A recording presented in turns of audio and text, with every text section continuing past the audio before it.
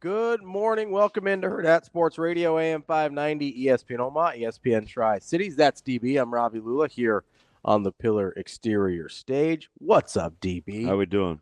We're doing all right. Are we? I'm doing all right. How are you? I'm good, man. Good. It's going to be a very quick morning. Quick morning for you. It's probably a quick night last night, too. Oh, very much so. Little Although quick we got out turnaround? of there probably 10:30, 10:40. The game ran long for whatever the reason. Yeah, it did. But it was, I mean, it's a television timeouts take like 222 minutes.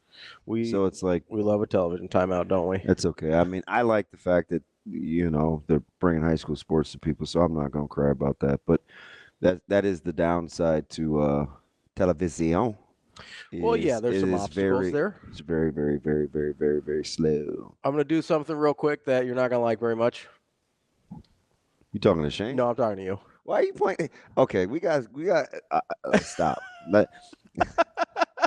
I feel some type of way. You don't like it when I point at you? That was long. Like I could have flicked your finger. That was man. That I feel like For my height, I've got long arms. I don't even know if that's true. I hear you on that, man. Shane, I love that open. Can you play that again? Because there's some catch lines in there. There are some lines that I would say, and I tell you what, I was very encouraged. Caleb called Wednesday night, right? And we were just talking, and I asked him, how the team was feeling and how he was feeling. He said, you'd call him measured, right? Fairly, real level-headed kid. Fairly bright.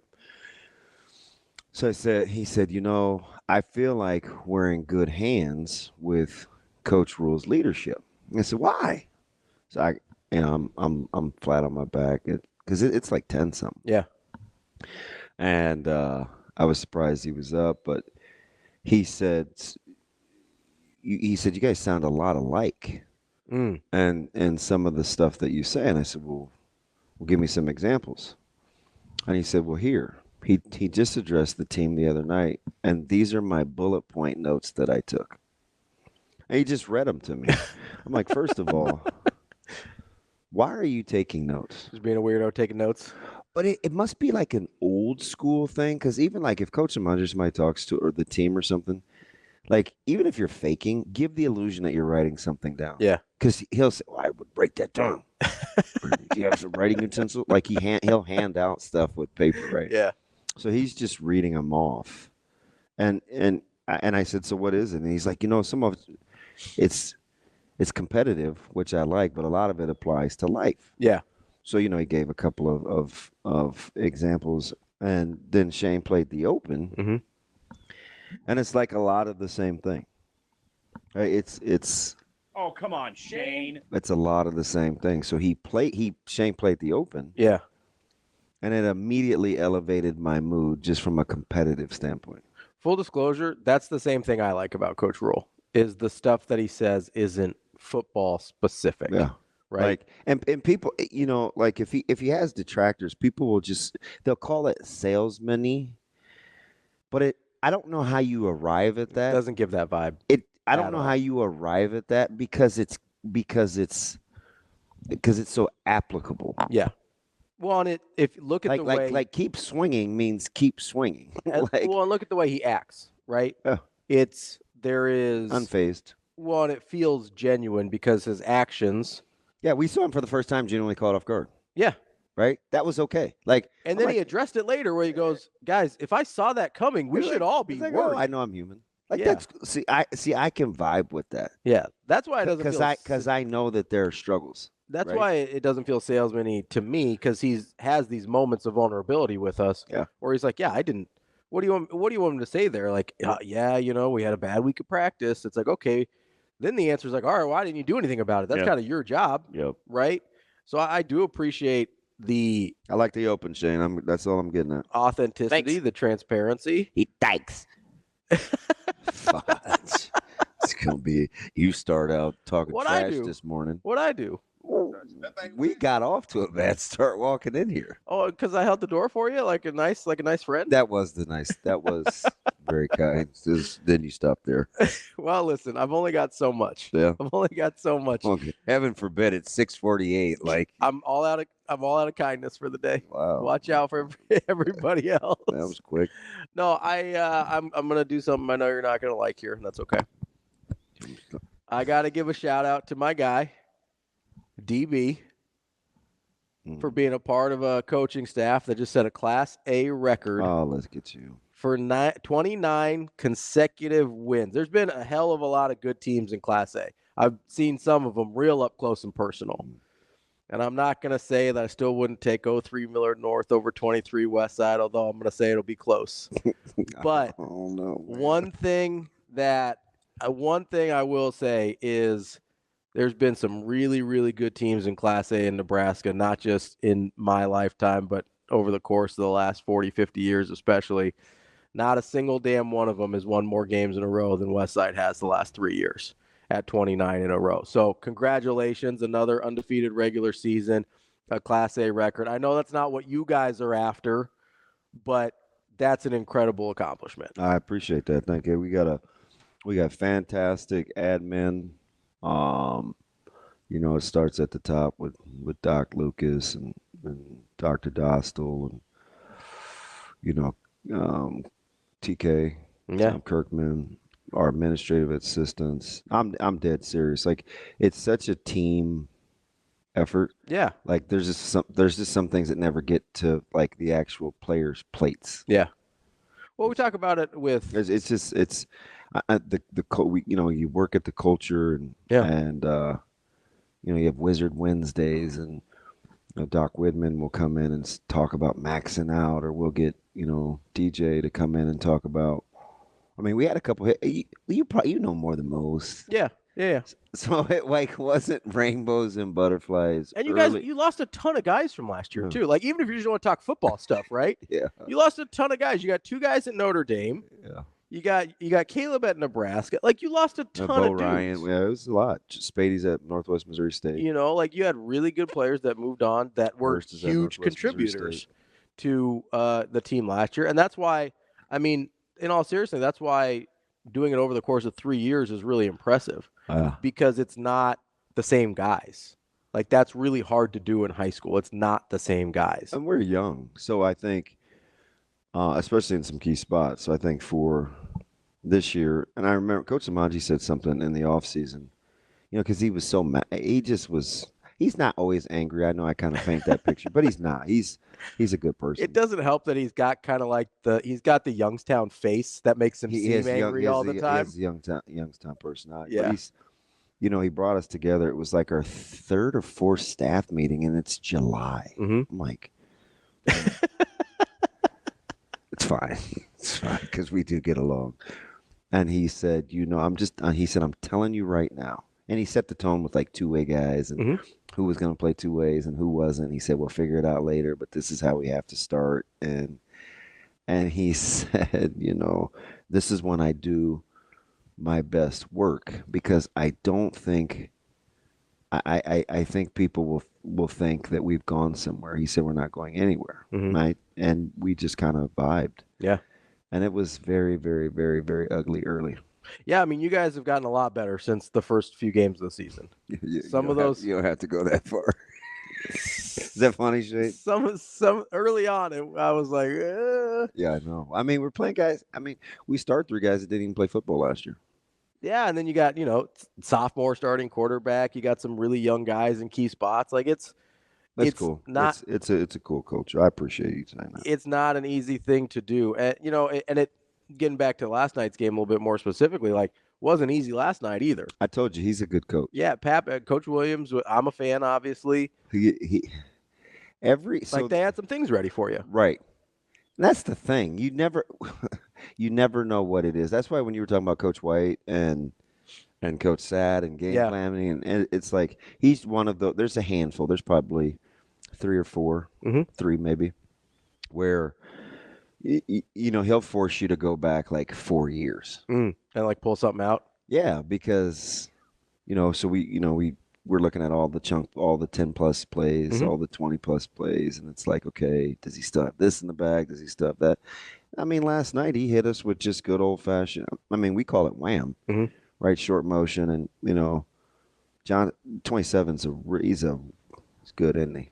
They got you when he got you with some Wildcat with Pomeran. Yeah, he's nice too. He is. He's a good ball player. Great kid. Yeah. Oh, God, I gave him a big old hug. Man, he's just. And I said, hey, listen, I love the fact you play baseball too, but no, 27 is nice. 15 is nice. Well, they got some good. And then 16 is nice. 71's a monster. Is that the best line you guys will face this year? It's the best line we've seen up to this point. Yeah. And you know, they have backs that were like they're sneaky, so they're kind of committed to it. Yeah. And we panicked. Like we panicked. We hadn't seen it before, and we went to these pressure packages and we just, you know, we had a couple of other things in the bag. We changed the front at the half, and our guys settled down. You know, we not one pressure in the second half. So he's just and he showed me a different part, and I'm not even going to get into the details. He showed me a different side of him last night. Coach Williams? That I'm going to always appreciate. Like we had a really, really like deep conversation at the end, and it was during the handshake line, and a lot of coaches aren't trying to hear it. Yeah. But I always thought he was, you know, like I told you, I like him. Yeah. And he showed me a side last night that I'm like, you know what? I can vibe. Yeah. Good. Yep. Like, I went to sleep. It started with something that was really, really, really negative. And I went to bed thinking, you know what? It's all right. Yeah. Yeah, it was, especially in the moment. Well, and his quarterback, I can ride with those guys. Yeah. Yep. I can. Now, they got one. I'm not, and I won't. Yeah. And I'm not getting into that. He shouldn't be around kids, but for the most part, like that's I'm riding with those guys. That's and I mean Papio's a good ball club. They hung with Millard South. Man. Well, yeah. What was it at the half against them? 21-14. Yeah, I think so. They're well. So their kids buy in. That's how you know you have a good staff. Yeah. Yeah, they can't. And they bought in last year, too. They just talking reckless out there. They see, like in the warm-ups, I'm like, but we've seen some teams that will come out there and warm up, and they're not really about that. Like, they came to fight from the jump, and we jumped on them early. Yeah. Well, you got the pick six. And then, you know, they were like, yeah, but so what? Yeah. You know, yeah. I mean, so then it was like at the half. Which I appreciate. Me too. High school kids that kind of have that's resolution. That's why I'm riding with you. Because it's hard. 100%. Especially when kids are young. It's hard to get that. I just want to see them like endure and persevere through things. Yeah. I told Palmer, I said, now go out there and hit 400. He looked at me like, shoot, that's probably low. But I was going to say. I mean, but there's some, like, you watch 71? Yeah. Man. It's a good ball player. That's a good team. Nope. I mean, nobody has played outside because Omaha North and them probably played you the toughest. And then they played Millard South the toughest of anybody this year. Oh, it's good. Like I know that doesn't mean anything to them. And their schedule, like, because they're in their schedule is tough too. Yeah. Like that's a really good team. I think too, they may be on our half the bracket. Really? Yeah. So we could see them again in the second round. Yeah. Yeah, it's a good little cat and mouse. His guys just ride with him. Yeah. Which that can make up a ton of difference. Yeah, they play hard. Yeah. Which I think, applying this to bigger picture things, I think that's what you're saying with Caleb and Coach Rule too. Where like those guys just kind of ride with. Yeah, and I hope, and it gets as the talent raises, but the floor does too. But the premise is still the same. So in college, I still think maximizing your effort 100% is still the great equalizer. I still think that's what happened last week. That was the problem. Is Nebraska? Listen, I'm going to say this out loud. It's going to make people mad. Nebraska on paper, I think, is more talented than Indiana. I don't know if that's a hot take or not. I know what the score was. I think Nebraska on paper is more talented than Indiana. I think Indiana was more sure in what they were doing than Nebraska. and looked more talented on Saturday, not just on Saturday, but throughout the season, really. I think Nebraska is in a place where they don't always, the guys that are out there don't always feel 100% sure about what they're doing. And that makes you look so slow. Like, more than anything, lack of confidence and lack of certainty on what you're supposed to do will make you look less talented faster than actually being less talented, in my opinion. If we had time, I was going to grab Foreman this morning. I talked to him on my way back from Nebraska City for, it was longer than the drive, so it was a minute. It was longer than 51 minutes. Yeah. And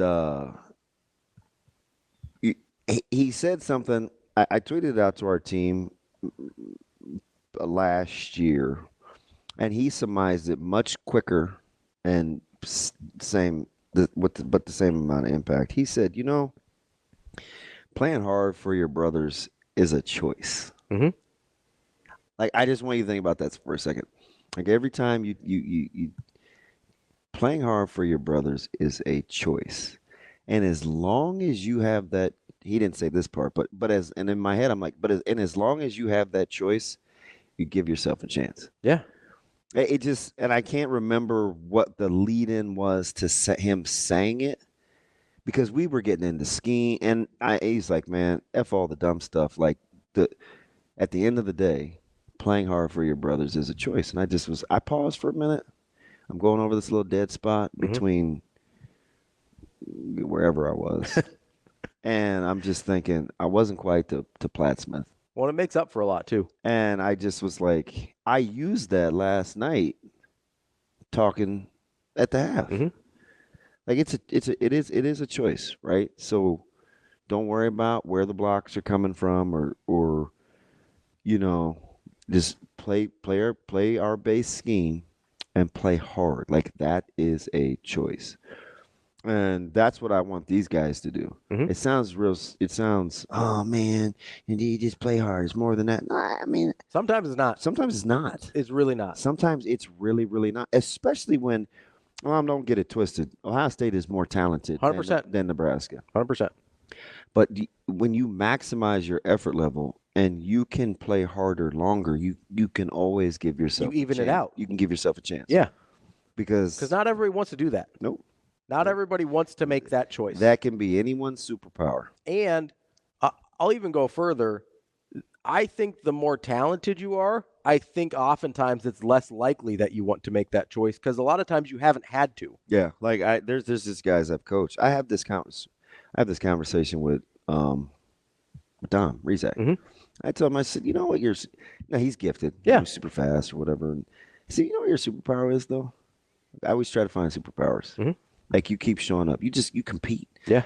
And at the end of the day, there's so many people out here. It doesn't matter what it is. It doesn't matter if it's your job or hoops or, like, at some point people just quit. Mm-hmm. You won't keep showing up. Like, yeah. Eventually people will just tap out. They do. Yeah.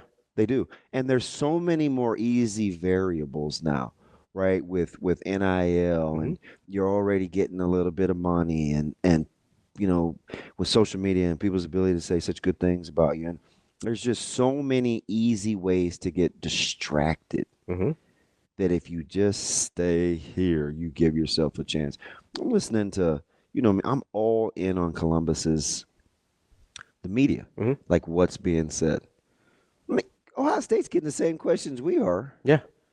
Oh, what's going on with the defense, and why are you not getting any pressure on the quarterback? And, Dave's got to be saying in a microcosm, look, man, do you know what my record is? Yeah.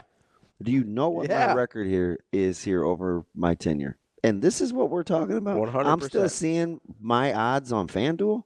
Like, come on, man. Like, so it's all relative. Yeah. But the premise is still the same. They got to go out and compete too. Yeah. Everybody assumes that it's Ohio State that's going to come out here and be the pissed off team, and they're angry and they got something to prove.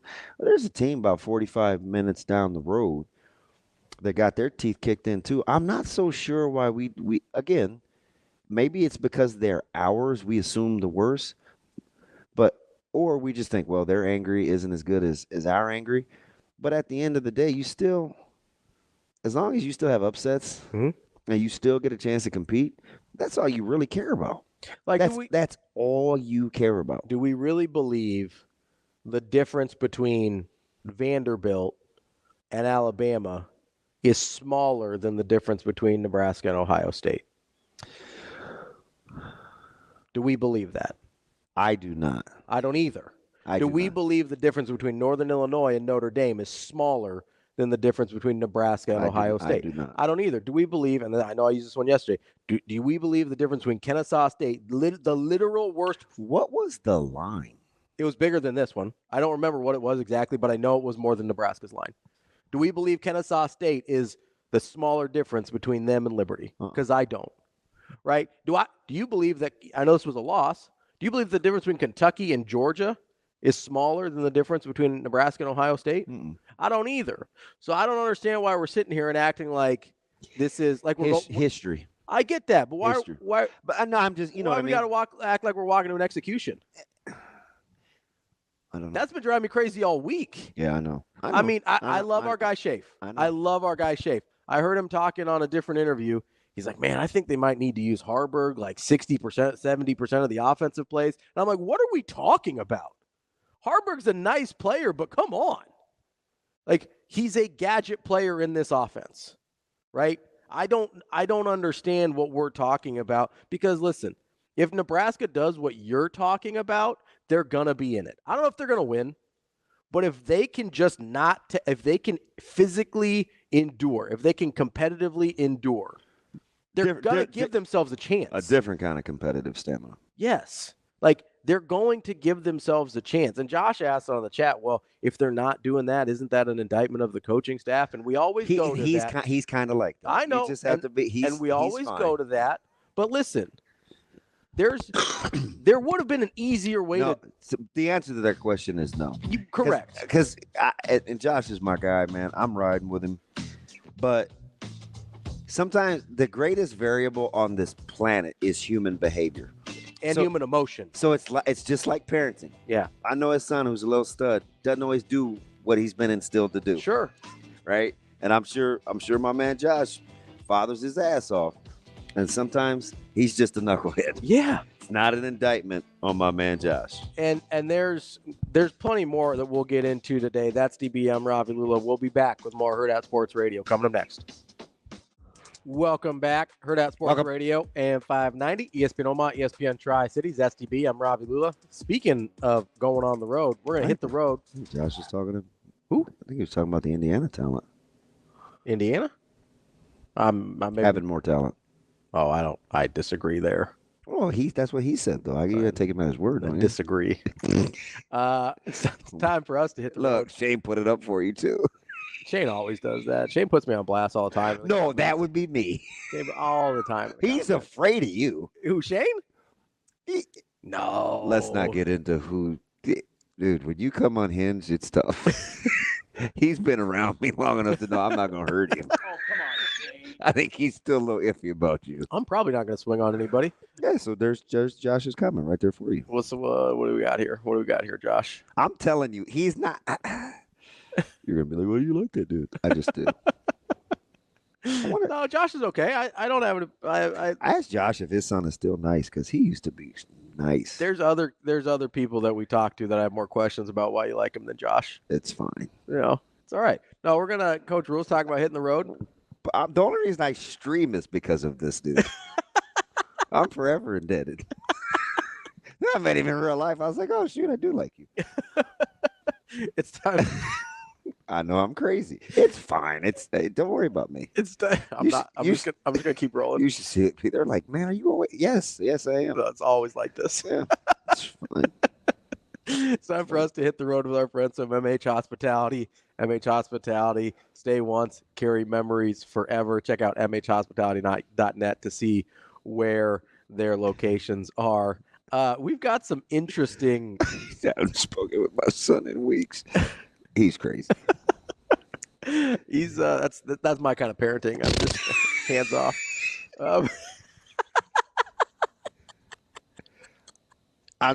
Like the first 2 years of social media, this dude used to kill me. Yeah. Oh yeah. I think I've interacted with him on the old Twitter machine. I'm like, I don't think I like this dude. Maybe that's the phase I'm still in.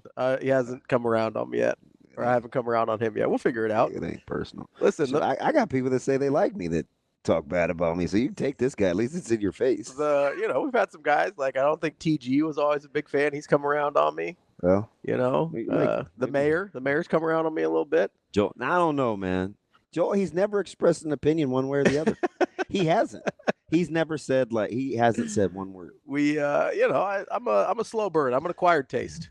Like wine? Yeah, had a little wine last night. Did you? Was it port?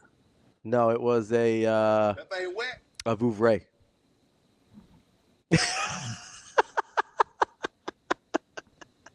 What? That's what it's called. Why do you have to do that ridiculous thing with your lips? A Vouvray? Like Uruguay? OMG. It's actually from France. It's not from Uruguay. Did you have it at the house? No. Well, how'd you watch all the television? Oh, we had them on record.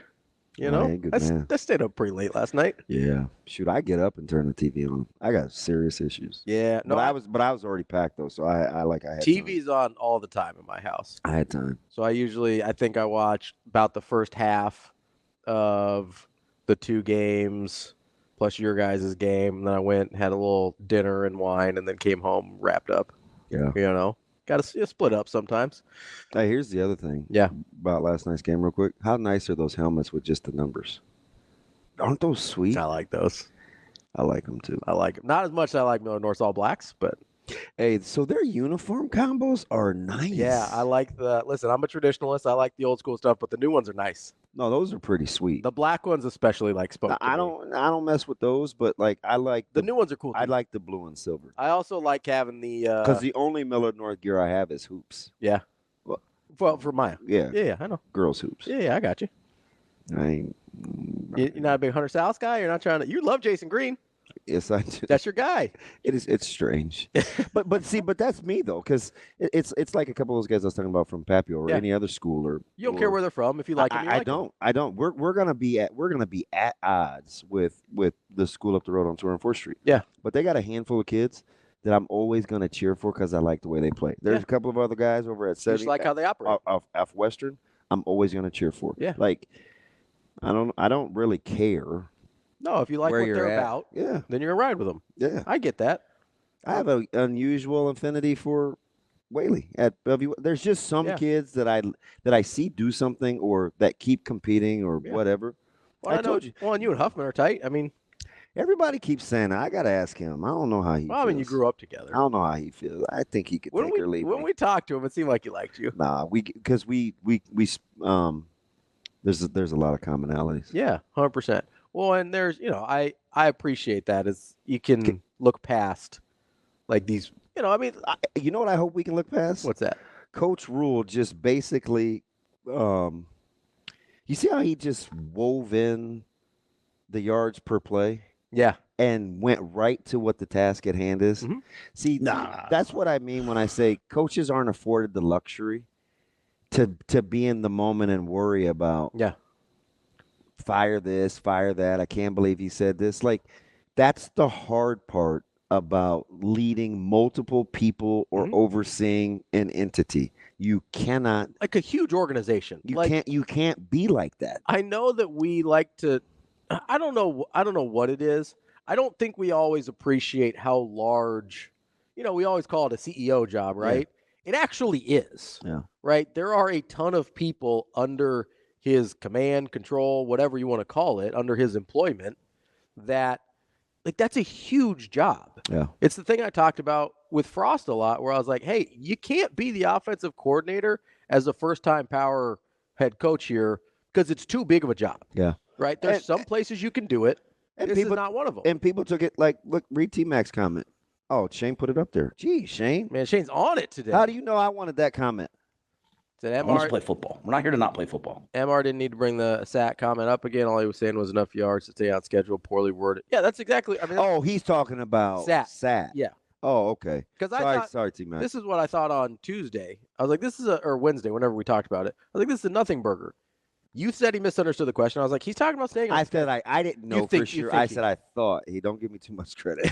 I said the way he answered it, it sounded like he misunderstood the question. Yeah, it sounded like he was talking about staying on schedule. I don't think he was talking about, hey, what do we need per play to feel good about the next play? Yeah. Not, hey, analytically, where do you need to be at, right? Yeah. That's all it was.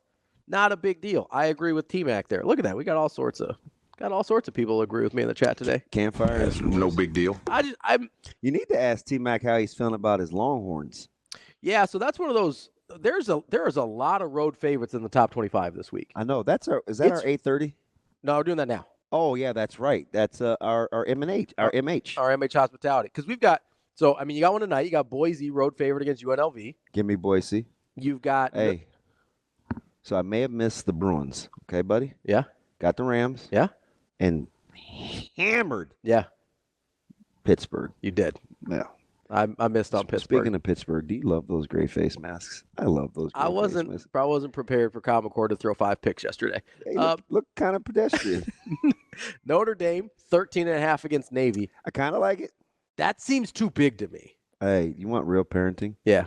DJ has to go to a deal for his daughter in Arizona, this gala, instead of Notre Dame and Navy. So watch the boys. And I didn't want to rub it in. I was like, oh my God. That's a tough one to miss, that too. Environment. Oh I know. This dude looked at me. I think the environment's going to be better for Notre Dame Navy. I think Army has a better chance to beat Notre Dame. Yeah. I love Army. You know this about me. Hey, going on the road, man. I think Notre Dame wins that straight up. I don't know if they get 2 touchdowns on Navy. I kind of like the Domers. I think they're pretty good. I keep saying that. Speaking of another one of Dom's kids in this one. Yeah. DJ's kids. Yeah, Dom will be in Vandy, Texas. 18.5 seems like a lot. I like Texas. That seems like a big number. Even though I have a secret man crush on Pavia. That's a big number. I'm just saying. Pavia is a guy like 25 years ago I'd like to hang out with. 25 years ago? Yeah. Different phase of life? Yeah. We call those the DB Wanderers. You got one more on there I like. I got Penn State minus 6.5, road favorite against Wisconsin. I like the Lions. I don't know what Penn State I don't know what Penn State was doing yesterday with their press conferences though. Like, dude, I'm a little. I know. What was that? Dude, I don't. You think they're distracted? I'm concerned. I wasn't concerned yesterday. Did you hear Will Howard's comments? No. He's kind of piping up a little bit. SMU minus 11.5 Duke. I like SMU. I do too. Yeah. A big Jenkins guy. Me too. Tay. Coming up next, I talk to Matt Turman from Skutt. Wrapping up hour number 1 here on Hurrdat Sports Radio, AM 590, ESPN Omaha, ESPN Tri-Cities. That's DB. I'm Ravi Lulla here at Hurrdat Sports Bar and Grill. We are joined now by Matt Turman, head football coach of Skutt Catholic High School. Coach, how are you this morning? I'm doing great. How are you? One of my faves. Well, hey, that's a little subdued, Coach. You're not happy to talk to me, man? I should be making your morning. There it is. There he is. What's up, buddy? How you been? I'm doing good. I'm doing great. Good. Is it happen? Does the mood have anything to do with coinciding with this murderer's roast schedule you guys have played down the stretch? God bless your district, right? Well, I think all 5 of us coaches in this district were like, "What is going on?" Yeah, hey, that's the way we felt, right? It's like, how did this happen? But we can't get on our guy Newhouse. We love him, but man, there's no doubt you'll be ready to go into the playoffs, correct? Well, I think with the teams we played, it's kind of been like a mini playoffs in this district. But we're just so far, knock on wood, we've come out fairly healthy. So that's another thing that we were a little bit worried about, just as this district was so tough and how beat up we were going to get when the playoffs would be starting a week later. Coach, so I'm going to go back to last week, because obviously breaking Bennington's 46-game winning streak is a huge deal. You guys have played a bunch of really close games with them. I imagine you didn't, despite kind of the gaudy record that Bennington's carried the last few years, I imagine you guys have always felt like you've had a chance against them every time you go out there. Well, yeah. I mean, it was we've played them for a lot of years in a row, and in the last few, they've had our number, and we've had our chances too, and it was the same type of game. Both teams had their chances. Mm-hmm. Yeah, special teams galore. Well, special teams, great plays on special teams, and not so great plays on special teams, I guess. So, high school football is awesome. That game was that was such a roller coaster up and down. I don't know if in other sports you kind of get that thinking everything's going great, and then all of a sudden everything was terrible, and then everything was great again. So I'm blessed to be able to coach the sport. Coach, as you kind of look at as you're wrapping up the regular season and kind of can look back, I imagine you're not getting too reflective yet, but what are some areas that you feel like your team has really improved throughout the year? There's a couple. I think our defense has really started to come around. Yeah. We've changed up some of our coverage stuff. So we've always kind of just done what we've done, and so we ran a lot of what we called cover 7, which was a quarter half defense, and that's kind of what we still hang our hat on. But we changed up and put in some cover 2 and given some teams some different looks in the passing game, and it took us a little bit of time to get used to it, but our kids are real comfortable in it now, and I think that helps us a lot just in terms of quarterback recognition and play callers trying to figure out which defense we're going to be in. And I think that's one of the big positives we've taken out of the season, specifically as it's kind of carried on. Hey, is it cool again to have your brother over for dinner now that the offense is so explosive and versatile? And I mean, it's incredible. I think you thought I was jerking your chain just because I like you and 7-on-7, but you guys were a handful then and really good now. Your versatility it's pretty impressive. I mean, Van Dyke's a stud. Yeah, we've the offense has changed a little bit, but I know people say that and they're like, wow, it's way different. But there was I don't know, it's probably about 10 years ago now, but we had a receiver named Christian Banker. Yeah. Oh yeah. Stud.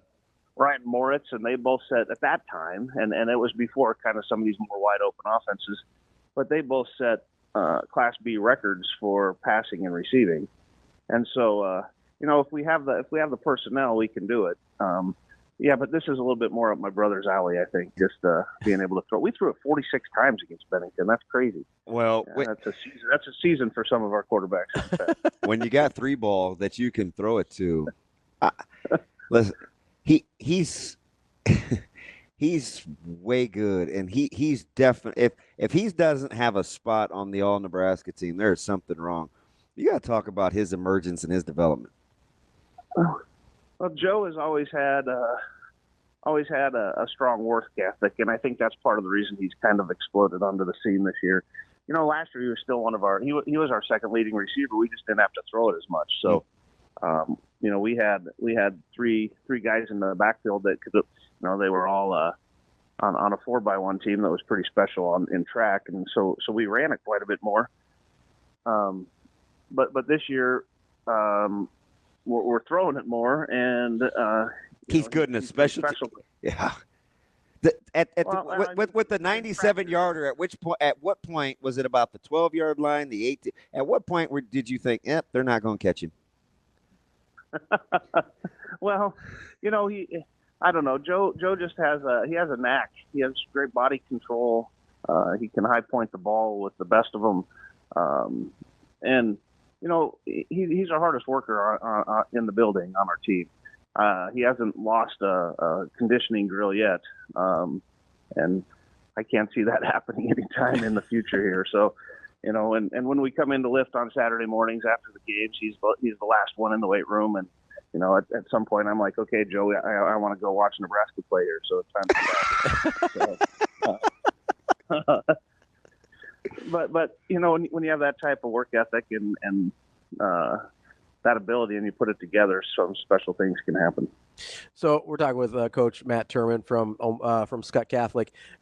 Coach, I know a lot of the managing emotions is a lot of coaching. We've been talking a lot about it with Nebraska, but you guys have had a really interesting last few weeks. You've got the loss to Elkhorn North, followed by the big win at Bennington, and now you kind of have to recalibrate to go to a team at Blair that hasn't had the season that they wanted, but you look at them Their and schedule. Woo. I was gonna say, you look at them and you're like, hey, that's the team that's probably a lot better than that record would indicate. Like, how do you help your guys navigate those emotions through kind of a high emotion 3-week stretch here? I don't know if you got any ideas. You can.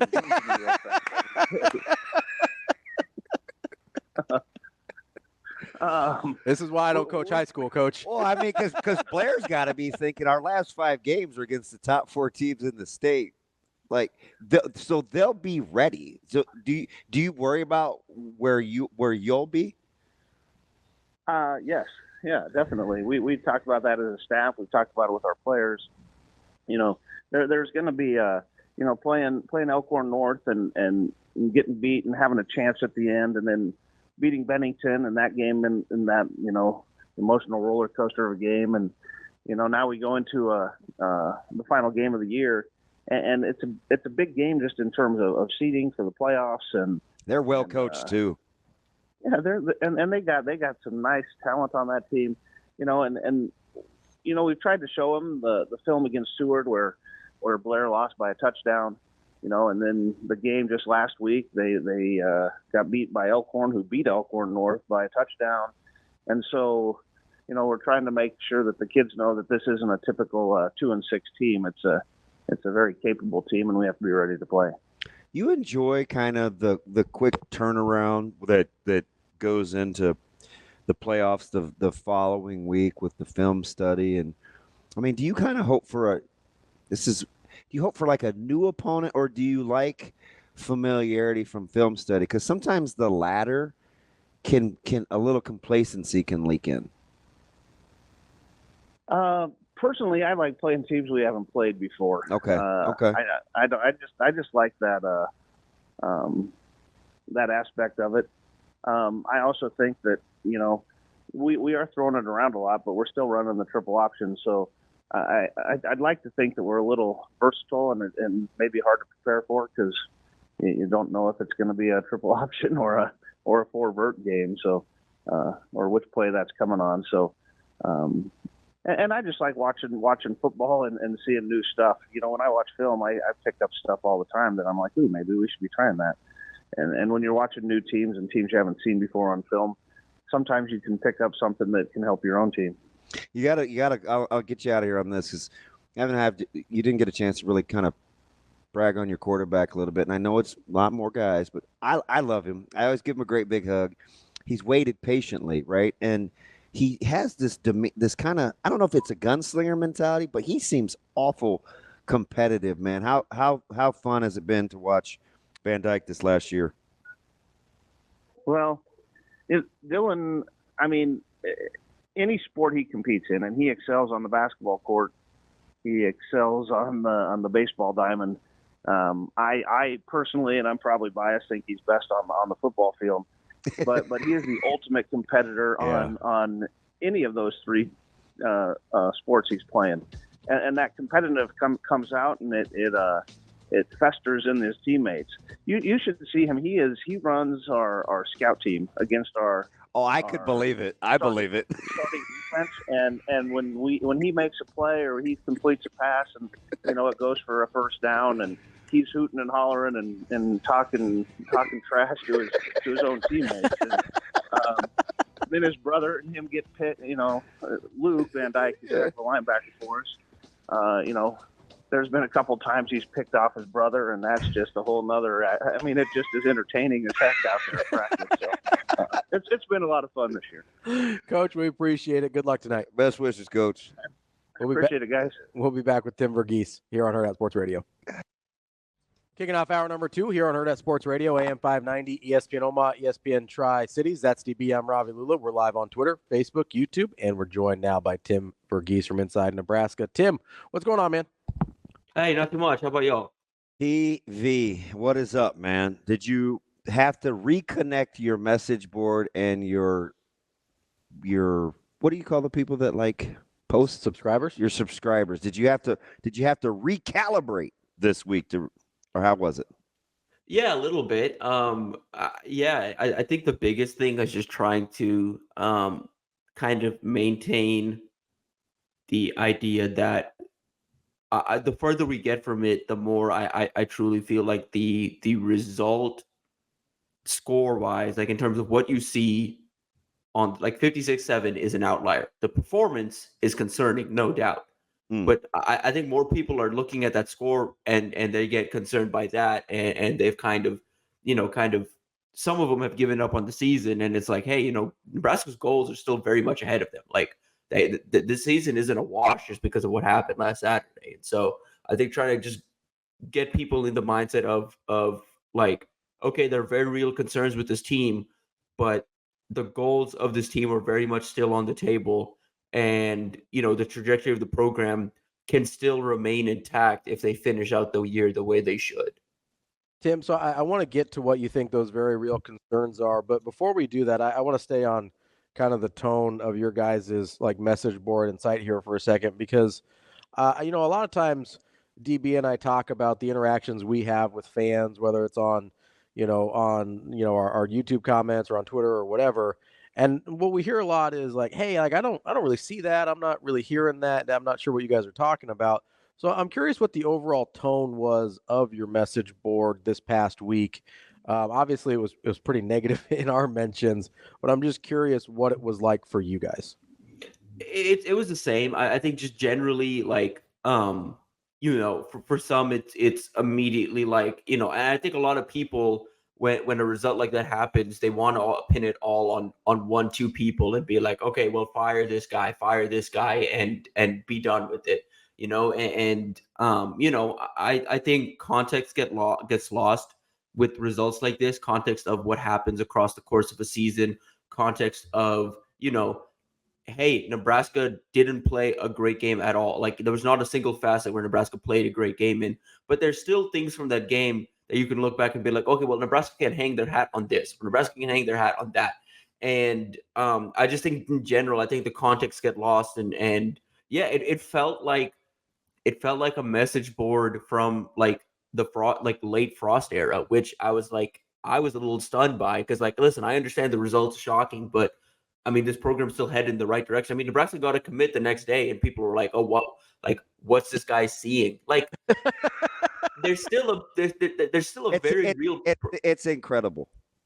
Yeah, and it's like, I get it, but like at the same time, like I had something on Twitter like in the first quarter that basically I'd said, hey, don't overreact to. I would encourage the fan base not to overreact to results because the team isn't. And I said that in the first quarter when Nebraska was down 14-7 because they were responding at that time. That tweet was up, obviously, and then things got out of hand, and people were still responding like, "Oh, what now? What now?" And some were taking it as in like I was saying that at the end of the game. So I deleted the tweet, but even after the fact, you did not delete the tweet. I did. But you know what's funny about stuff like that? That happens to me all the time, by the way, Tim. So I was just getting ready to tell the story, right? So like 5 weeks ago, the big deal was, or whenever they played Purdue, it was, hey, they went to the Oklahoma drill, right? And everybody had pictures. And so Saturday they were doing it again. And I said, it's not, I said, it's just a thing. It's not the thing, meaning no big deal, right? Like it's just a thing, not the thing. That's pretty self-explanatory, right? That thing popped up in my mentions, Tim, for 24 hours. It's a gimmick. Why do you do it? I'm like, can you guys not read? Like, are we just that upset that you want to dunk on it because we're like, because they're just mad? Because clearly, all I'm telling you is no big deal. Same thing happened. So but I wasn't going to delete the tweet, Tim, because if I delete it, it's like I'm like Forrest Gump, man. It's like you blah, blah. I'm like, incorrigible, just incorrigible. I had almost the exact same thing happen. I think it was first half against Rutgers. I said something about Satterfield being in his bag because he was calling a really good first half. Yeah, I know. Heck, to heck with fluidity. And then second half happens. Rutgers, they don't score against Rutgers, and they're like, "Oh, so Satterfield's in his bag, right?" And I'm like, just miserable. It was for like 2 days after that, Tim. So I don't blame you for deleting the tweet. I've thought about it. You better not. I didn't, but I've thought about it. I just think it's like, and I don't want to get on this, like, because people misconstrue it as lecturing the fan base, but it's like, I've been other places, I've seen this at other places. It's weird for this fan base to demand that the program and the players within the program don't freak out when things go their way, when they freak out when things don't go the program's way.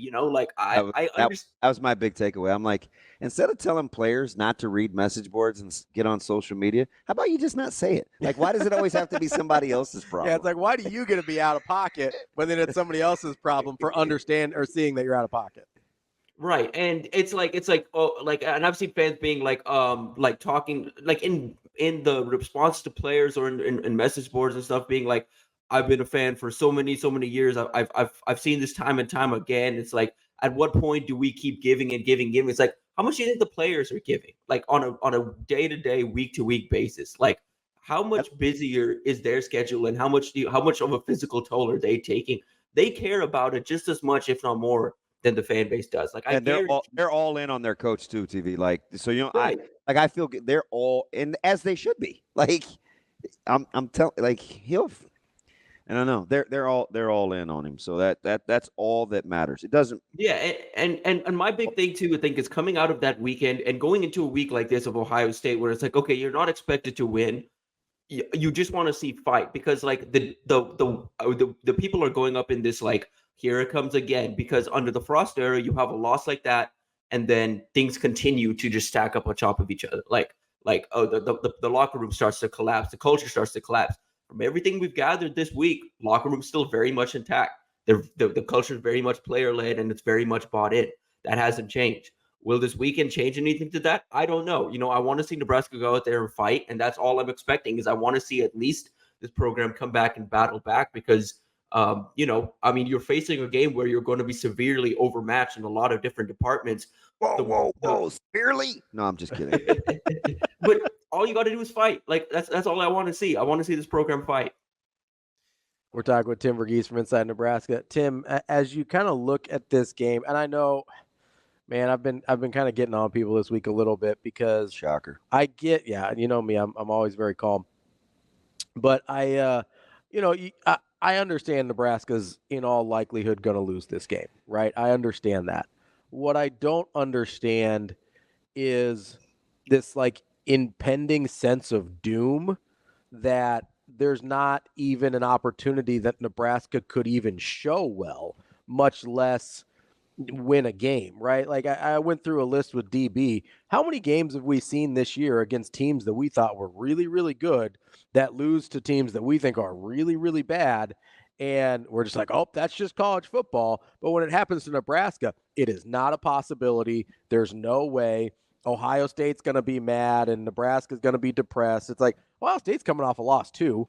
Like, Ohio State's season goals are more in jeopardy than Nebraska's at this point, if we're being honest. Like, I just don't understand the disconnect, and maybe it's just emotions, and that's fine.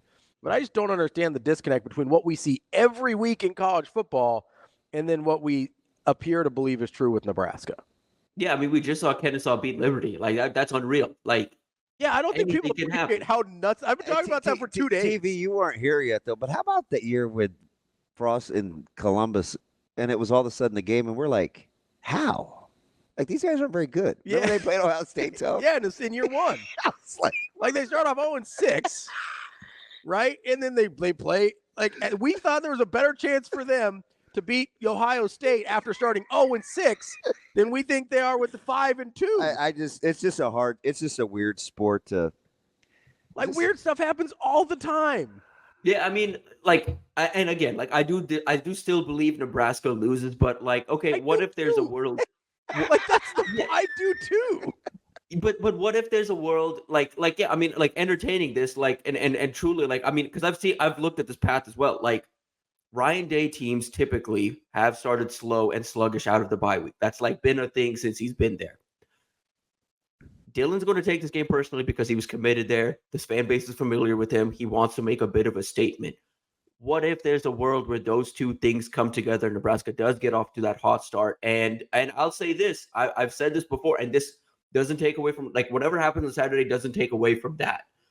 I believe that Ryan Day is soft in big games. I believe that Ryan Day is not a great in-game coordinator, in-game manager when the going gets tough. Typically, he's got a talent advantage in every single game he's in. The ones he doesn't, that's where it starts to pop up against the Michigans, against the Oregons of the world. He's going to have a talent advantage on Saturday.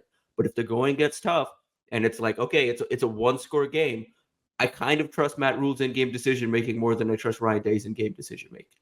I mean, you can make the argument, Tim, that it's not even when Ohio State was still more talented than Michigan the last few years, right? Like if you're going by recruiting rankings and an NFL draft and everything like that, you can make the argument that even when the talent gets close, that Ryan Day starts to struggle. Yeah, that it's when they start to feel adversity, and it's why I believe like the only thing stopping them from winning a national championship this year is the coaching staff.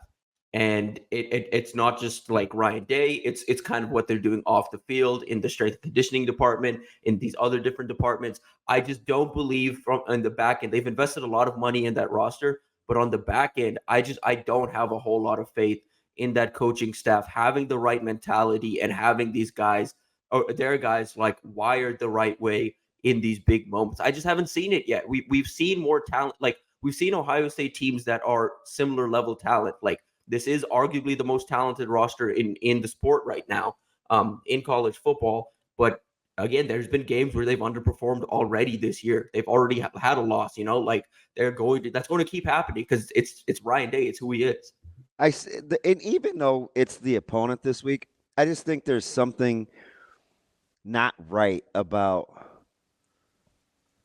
like, he wins all the time.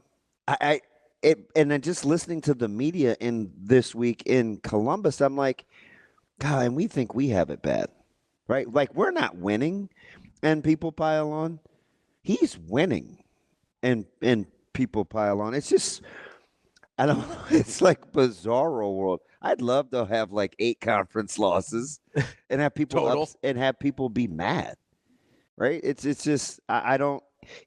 Winning is really, really hard, and the balance of power is amazing. I mean, Vandy beats Bama. Georgia blows Texas's doors off, and Texas is like a 3-score fave over Vandy. Like college, it's hard. It is. The margins are as close as they've ever been, I think. Like, I think just between NIL, between the transfer portal, between all of that, like, all of these rosters have improved. That the depth at the top end isn't as good as it used to be. And at the bottom end, they've got these high-end performers now that can match up with anybody. And, like, Nebraska has one of those right now. Dylan Raiola is one of those guys. Yeah, and Tim, that it kind of goes to something Coach Rhule said earlier in the week, right? Like, he thinks he's got a bunch of guys on his roster that are going to play in the NFL, right? Obviously, Ohio State has a bunch of guys on their roster that are going to play in the NFL. I get the recruiting rankings are different, and I get even when they're picked in the NFL is going to be different. But at the end of the day, like 1 through 53 on an NFL roster is not that much different, right? And so if both of those things are true, that kind of is going to my point of, like, it feels like we're marching to an execution, or that's how everybody feels, and I just don't get it. And I think again, if you want something to feel good about going into this weekend too, it's like, I mean, typically out of like you go back to last year post Michigan, and you go to this year post Illinois, like the defense comes out with their hair on fire the week after, like a loss that Tony White feels is embarrassing, and I think the defense is going to come out on Saturday and play with a little chip on their shoulder. And it's like, okay, why didn't they do it last week? Yeah, I mean, I understand that, like, nothing went right for Nebraska last week. Teams have those games. Like, that is part of it too. Like, I don't think Nebraska showed up in any department. They just came out flat. That's happened. That happens to the best teams, Some are just good enough where they can escape with a win. Nebraska just happened to go up against a machine. And again, another part of this too, like, I understand freaking out about the loss, but, like, if we look back on this year and Nebraska's like 3-4 losses are to Illinois, Indiana, Ohio State, and pick one, the playoff teams. Yep. 3 of those losses would have come to the top 5 teams in the Big Ten. You take that. TV, if Nebraska wants to get right in your opinion, which position group do you want to see play well first heading into Columbus? I think the receivers. I think just need to see more from them, because I think a lot of the issues with them right now is an effort and a mentality issue, not a execution, not a perform. Like I don't think replacing the personnel changes anything, but I want to see that unit kind of take this game personally, show some more effort in perimeter blocking, work to get open. Give like fight, and I want to see effort from them. And I would say on the defensive side of the ball, I mean, it goes the same way, but I think they're overmatched a little bit just because of the type of guys they've got across for them. But same thing from the DBs. Just want to see, some competitiveness out of them, some fight. It's a big opportunity for Tommy Hill and Sierre. I just want to see them compete against some of the better receivers in the country. Tim, as you brought up kind of that mentality and effort issue, whether it's the receivers or other position groups, which I agree is the issue, not so much a talent issue in most of those places. At what point, if you're not seeing the effort and mentality that you need, do you have to make those personnel changes? I think this week. I think if you can't get up after last week and you can't put in the effort, because you've seen now time and time again how lack of effort in perimeter blocking is affecting this team, or lack of effort in trying to beat press is beating this team. If you can't see that, and if you can't go 100%, I think Nebraska will have to make some personnel changes there too, and I think you could start to see that midway through the second quarter this week, if the guys out there aren't giving their all. Well, okay, so TV, when we talk effort, I almost never talk about effort because it's always hard for me to decide, and maybe this is the coach in me, whether we've equipped a player with enough information in such a way where he's allowed to play freely versus, I don't know if this guy's trying very hard. So I'm always very, very reluctant to talk about effort. But where do you feel like, if that's your opinion, that's showing up the most for you? Just a lack of effort? Yeah. Yeah, I think it's perimeter blocking. Like, that's the biggest thing, because perimeter blocking, for me, it's just one of those things that I've seen it improve over the course of multiple weeks at other programs. I've seen it improve with the same personnel out there, because perimeter blocking, in my opinion, is a coaching thing. It's one of those things that you're like, some people are naturally good at it. Some people, need some work on it, but ultimately perimeter blocking, when you have the bodies that Nebraska does out there, it comes down to effort, and it comes down to coaching, and it comes down to, okay, do you know where your hands are supposed to be time and time again? Do you know where you're supposed to be blocking your guy?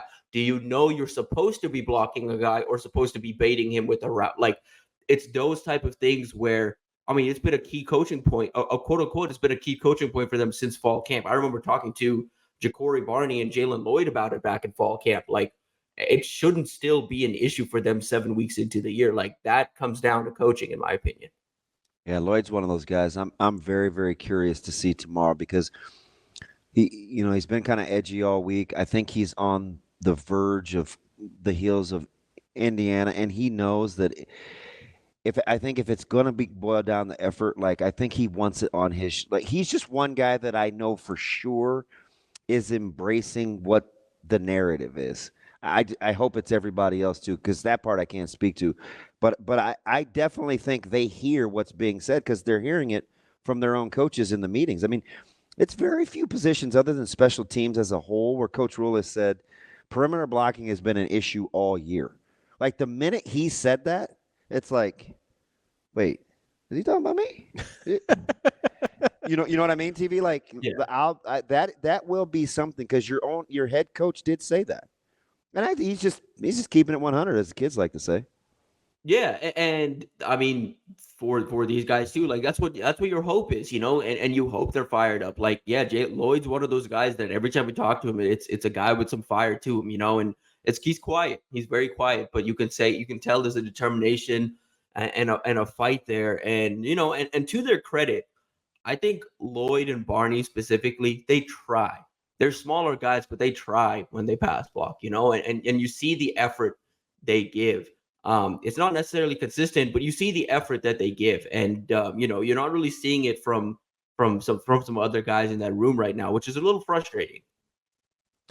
Tim, we've got about a minute left here with you. I know you mentioned him earlier in the interview, but talk to me about Juju Marks and how that commitment kind of came into place, because I don't know that a lot of people that are just fans necessarily saw that coming. Yeah, it kind of came as a bit of a surprise for some people, but Nebraska had been engaged in dialogue there since Jamar Mosley got over here. He was recruiting Juju over at UCF. As soon as he got to Nebraska, kind of made him a priority, and even though he was committed to Kansas, they kind of worked to flip him and kind of sold him on just the opportunities off the field at Nebraska, just how better they will market you at Nebraska compared to Kansas. Some NIL opportunities, but also the development. I think for them, they were just able to show, listen, you're a versatile kid with a basketball background who started your career on the defensive line, is now working on the offensive line, and you think your ceiling's highest at offensive tackle. Let's get you in the program. Let's work with you on this. We've worked with these versatile body types before, and we know exactly, kind of how to get the most out of your frame and out of your athleticism. And so I think that really sold Nebraska there, and it helped, having Isaiah Mosey committed, having Jamar Mosley on staff. I think those familiar relationships he has already in Kansas City, being able to maintain those in Nebraska. Ultimately, I saw Nebraska win this recruitment out. And again, I know people get a little bogged down in he's a flip from Kansas, but this is a kid that had Oregon offers and Georgia and Alabama. Dan Lanning's coming down to visit him as recently as the spring, like Penn State's coming down to visit him in the spring. Like, this was a guy, until he made it known that he wanted to stay closer to home, had national options. But as soon as he said he wanted to stay closer to home, it came down to Missouri and Kansas and Nebraska. Tim, we appreciate it as always, and we will talk to you next week. Thanks, Tim. More Hurrdat Sports Radio coming up next. Welcome back to Hurrdat Sports Radio, AM 590, ESPN Omaha, ESPN Tri-Cities. We're live on Twitter, Facebook, YouTube, and we're live here at the Hurrdat Sports Bar and Grill, where you can join us 1 week from today for our live show before the UCLA game. And if you are here on Friday, you'll have a chance to win 4 tickets and a parking pass to the UCLA game, courtesy of Tickets for Less. Make sure you get to eventbrite.com, sign up to reserve your spot, and come hang out with me and DB. Yeah. Have some good food. Yeah, buddy. Coming up, we're actually right now, our guy Jay Foreman is on the line. Jay, how are you this morning? I'm doing all right, man. Apologize. I'd actually just put my phone down, so that's why I wasn't blocking you guys. I just was not by there. No, I see how it is, just screening calls. Asking you shall receive, man. We just catch you on a humbug rolling around L-Town, huh? I wish it was like that, but I wish I'm not hard to find, man, but not hard to find, but hard to wrestle down, though. Yeah, I appreciate you keeping me from ramming myself into the press box window last week, man. That was very good of you, talking me off the ledge at halftime. Man, I'll tell you what, that was my first time being up there, Damon, and nobody said anything because obviously it's probably a little bit bigger than everybody, but they kept turning around like, who's making all them noises in the background? And I was like, yeah, I gotta go ahead and leave. I didn't know you had to be that quiet. I will tell you guys, you have a short employment history, like your boy, was it Coach Price at Alabama, lost his job on the way to sign the contract. That was me. Was it Mike Price? That was me. Yep. Up there, hey, listen. Up there, first big run. Ooh. They turned around, look. Hey, and they won't tell you. Sean Callahan, Steve Sipple, they was laughing. That was I was like, yeah, I gotta go and get up out of there. They tried to. It's hard. Yeah. Hey, Ben's looking at me. I'm talking through my headset with my hands, with my head in my hands. He's probably like, this dude is a nut job. Like, Because some of that stuff, Jade, you talked about. I told our listeners the line you told me yesterday when I was coming back from Nebraska City, where you said basically playing hard for your brothers is a choice, right? Like you could say, but how did you say it to me? That one gave me pause, where I was like, yeah, exactly that. Yeah, man. I think it's one of those things like with this team, and I will say this. I think I'm gonna, Damon, we grew up, we just Neanderthals. You don't ever get anybody great. God forbid you make a mistake, right? We never made any. Yeah, right. But anyways, I'm gonna say I think it was a one-off with I'm gonna say and believe that it was a one-off how they, showed up and didn't play. But I think when you get to the point where I fear more letting Damon down or whoever my teammate is, then you're really, really in a good place. You know what I'm saying? Because I think that's where they're trying to do it. Playing for your brothers is more important than playing for, wherever you're from. And that's a lot. That's a lot to say, but it's not a lot to say because when you think about it, when we're 18 to 24 and some of these guys are 25, we spend more time together than we do with our families in our most impressionable time is trying to be young men. You know what I'm saying?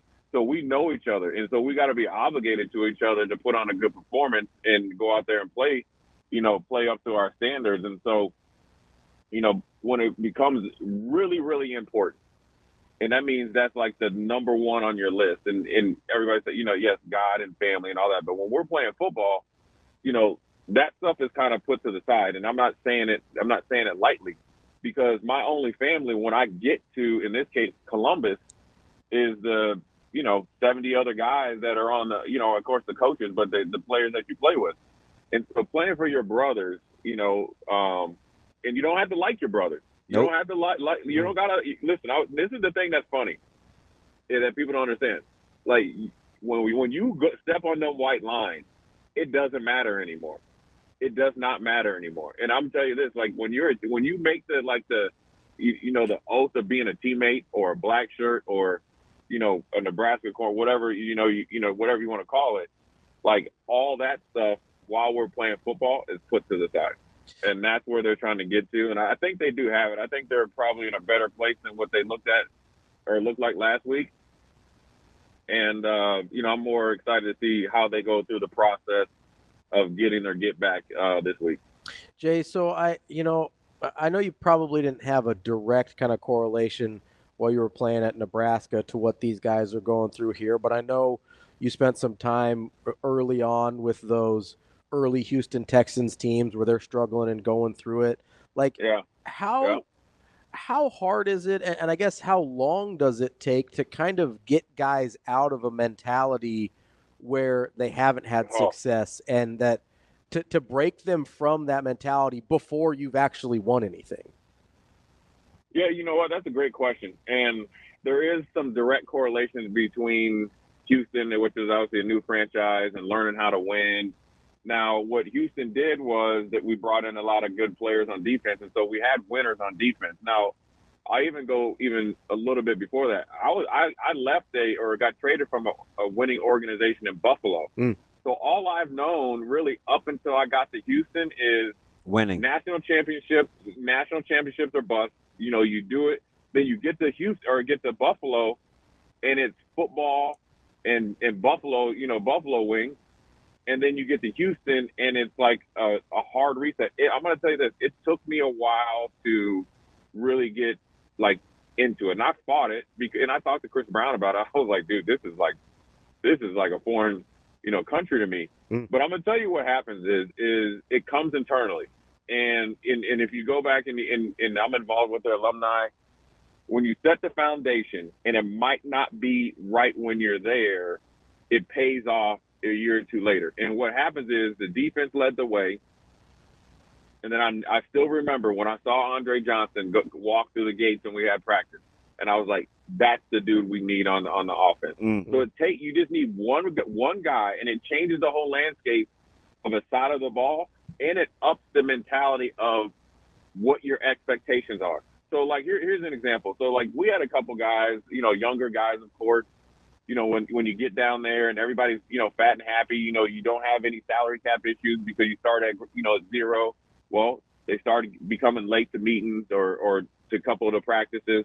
Well, when things really started to change for us, and I wish they would have let us go one more year, we went 7-9, was like a couple of the captains, you know, including myself. Well, we took those guys out and went old school, and they had to run gases. They had to run hundreds. We had to run hundreds with them. Well, then that changed everything. And you know what I mean? It changed everything.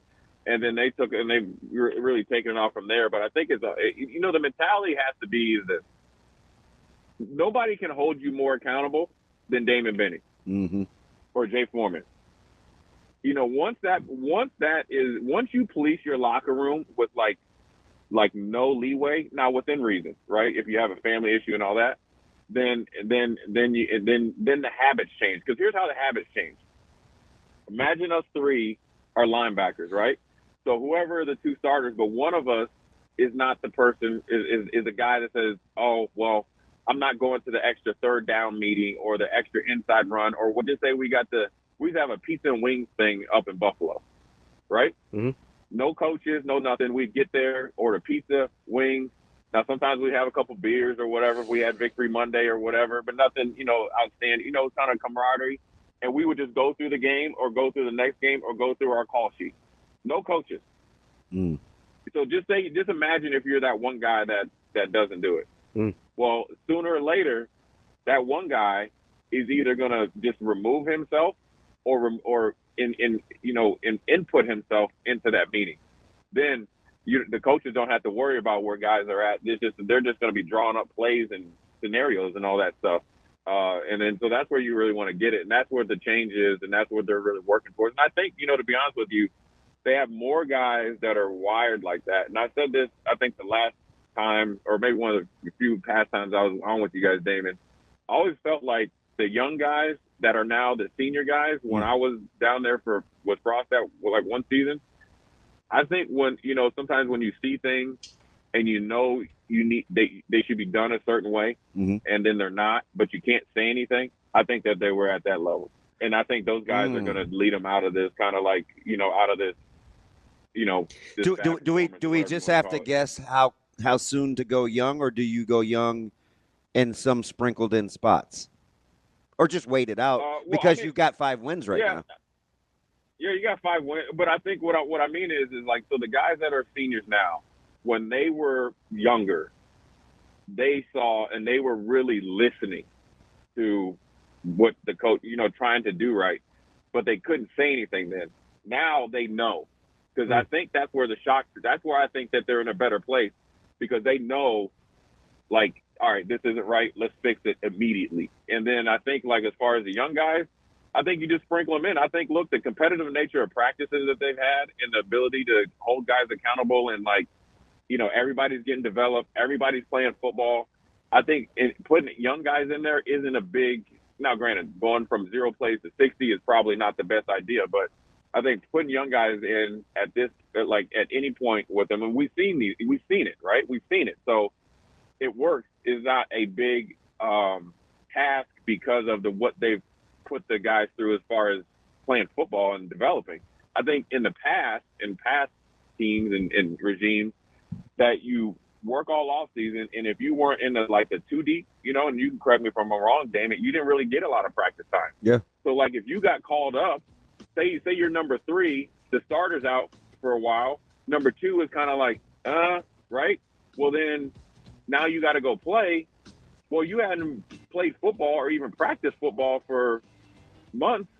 So then it's a big task. I think all these guys they'll be ready for the moment. And I think they've also done a good job from my, you know, I don't really get into the recruiting and stuff. They got some winners, the guys that know how to win. So like they're here. And so when you ask them to work, it's not work to them.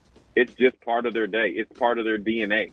I hope I better know who you're talking about as an example. So I'm with you, man, from your lips to God's ears. Hey, listen, man. Hey, if he don't, he gonna get the headlock. You know, listen, man. Hey, listen. I test him out every time. I just be giving him just checking him out. He didn't ghosted me a couple times, but when I'll snatch him up real quick. Hey, Hey, Damon, you know I can come around the corner on him because I kind of know his mannerisms where he moves at, so I know like where he's at. I'll catch him, man. Like, if you go down there and you go Mr. Go 30 and the moment get too big, so you know I gotta tighten him up. So you gonna be getting a text. Don't even say anything to me. You know what happened. You know, if you don't handle his business, hey, David, because you know how the conversation's gonna go. It's gonna be one-sided. Listen, dude, what are you doing?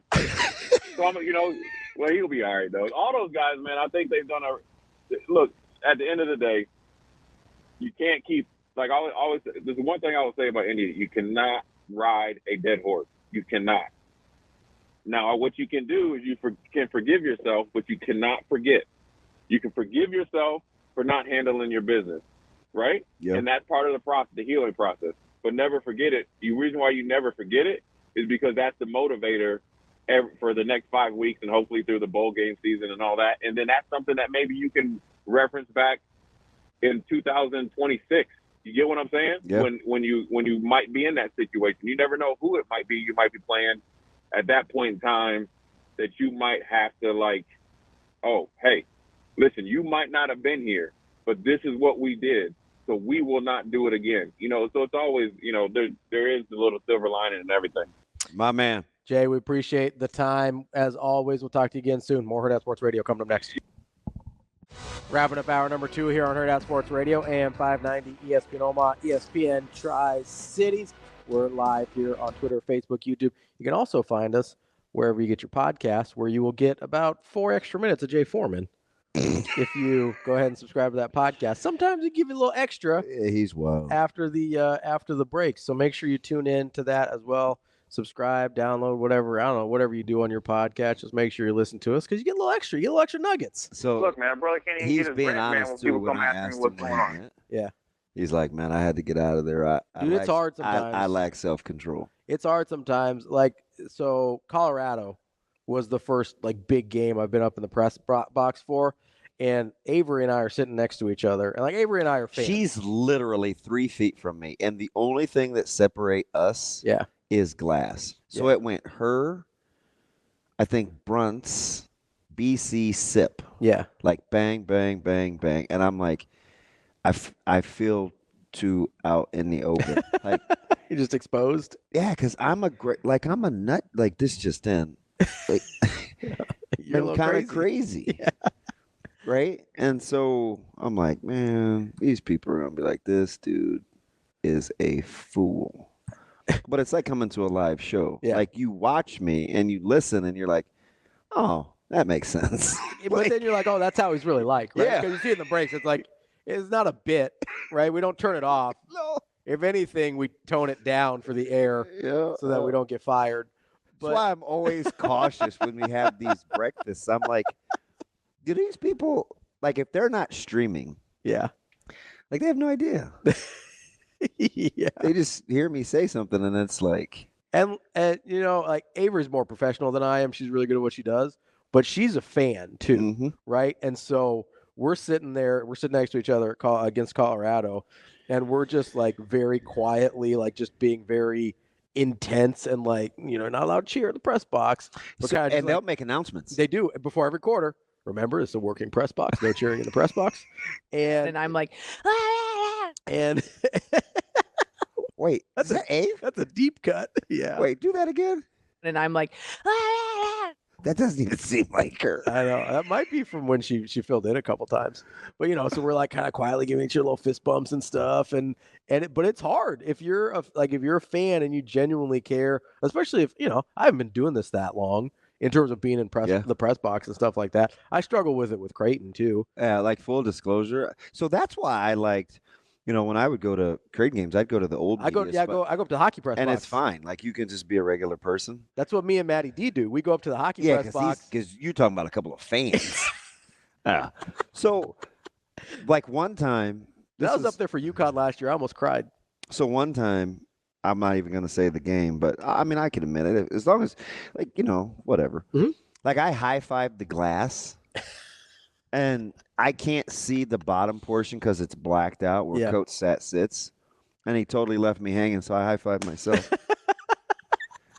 I chalked it up as he didn't see me.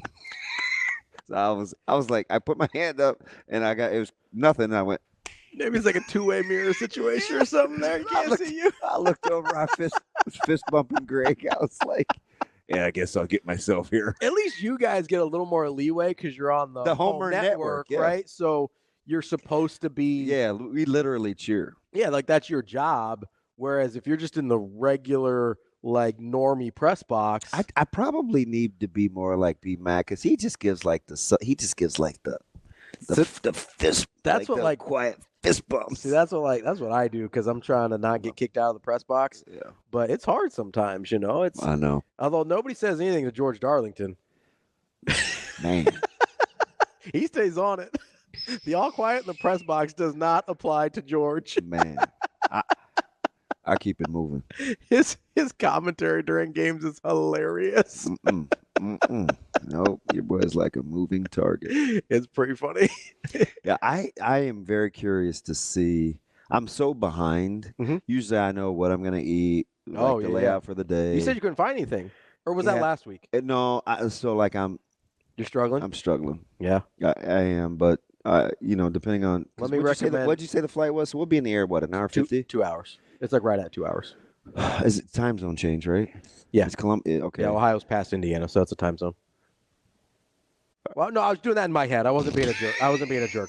This dude. I wasn't. No, I was doing that for my own because I was like, okay. So I'm worried about the Dodgers start time, and then I want to eat, and then I want to watch football because I won't. We're already quarantined. We already know where not to go in the hotel. Yeah. Well, that Boise UNLV game is gonna be a good game. Yeah. I think. I mean, I'm excited for it. Are you going to be able to watch multiple games in the hotel? See that? No. You have to set up your phone, right? Yeah, my phone, and my your laptop. Yeah. B-Mac will fix my internet speed. Yeah. So I can stream on YouTube and I can use the multi-view. The multi-view on YouTube. On my computer. So you'll get and then I'll use my phone. 4 on YouTube. Yep. 1 on your phone and 1 on the TV. Yeah. Dodgers will go on the TV. Well, yeah, obviously. And then he'll help me. Get the quad box going on the old computer there. And then Sharpie will get me to the stadium with Jess and I'm just hoping he goes with us and not early with B-Mac. Yes. Sharpie? Yeah, I need him. I got to keep him close. I need to be close to him. Keeps you grounded a little bit. Yes. And plus riding with Jess and Alex, like A-Train is funny. Like he's younger and we get one of our basketball guys that does the videography who is arguably the funniest dude on the bus. Yeah. So it's usually the 4 of us that travel together. And again, she's never met a stranger. Jess? Yes. Yeah. Yeah. So, have you ever seen The Bone Collector? No. Okay. Does that sound like a movie I would watch? Yeah, I would say yes. So the cabbie in the beginning. Yeah. That's how he got his victims. Is that a Denzel? Yes. Okay. Yeah, I know which one it is. So it's 6 whatever. It's in its Eastern time. Yeah. And so we get our Uber driver, and the whole thing is lit up inside. I mean, lights, like Christmas lights, all decorated on the Uber. And he has like these signs and press for eject and these happy face emojis and all this stuff. It's super like I'm like, oh my God, I think he's probably killed someone. Like that's what I'm thinking. And the 3 guys are in the back and we're like super scrunched and Jess always takes the front seat and she just never met a stranger. She's just friendly. And so they're talking and he's talking about all these people getting hammered, this 5:30 drink. Like these lines started at like 5:30. In Bloomington, and my man is like taking corners at like 45 mile an hour. I mean, rolling. He's ripping them. Yeah, and A-Train, he asked him a question. He's like, "Oh yeah, so how are you powering your lights in here?" And I looked at him. I was like, "Don't ask him anything. Like, just don't." So he goes into this dissertation. He's like, "Yeah, you can even plug in your laptop too." And I'm like, "Oh my gosh, just get us here. Like, just get us here." So this is a cab or an Uber? It's an Uber. Okay, yeah, because I've seen some Ubers. She controls the Uber. Okay. So she says, "Hey, we're leaving at this time. This is what you guys go regular Uber. You go like Uber Black. I don't really know. Is it like a fancy Navigator or is it like a normal car? So the last couple of times it's just been normal. Okay. So but like she sends the group text. She'll say lobby at this time or whatever. Because B-Mac will go with the first. Man, I hope Sharpie goes with us. Yeah. But I know him. He's gonna go with B-Mac. So they don't have the Uber Blacks everywhere? They have them in like big cities? I'm going to keep it 100. I don't know what Uber Black is. It's the fancy one. No, I don't know. I'm just saying. Like when the wife and I go to Chicago, We do the Uber Blacks, and you're right. The only way that I call Ubers is I go by star rating. So I don't know about the black, and So I know about black. But I don't know about the black. which is funny because most of the Uber Blacks are like Indian dudes in a Navigator, at least in Chicago. Like 99% of them. I'm about to ask, Jess. Like 99% of them. Every time we would ride up, I thought it was the same guy every time, and I was like, oh no, different Indian dude in a Navigator. They're just rolling deep in Chicago. You don't like Navigators? Man. No, Navigators are all right. Or you don't like Indian dudes? No, they're fine. Sometimes the cars smell a little bit like incense, but it's, I wish you could have seen this car. no, but sometimes they do the lights. Is why I brought it up. I mean, it was Sounds like a and Navigator. He had on this flat bill, and he had like 6. He had like. Have you ever met bumper sticker guy? Yeah. No, He's it definitely was not an Uber Black then, because there's no bumper stickers. He was bumper sticker. And usually guy. they wear in the Uber Blacks, they'll wear suits like it's a car service. So now it's just kind of become a thing. Yeah. Like, okay, how friendly and funny is Jess going to be at 6 o'clock in the morning? Yeah, I don't generally. You can request on the Uber drivers. I to know. not That's speak. that's what I would do. That's what I do. It's Yeah. like You can set the temp. Yeah, like, don't speak to me. Talk. No, not.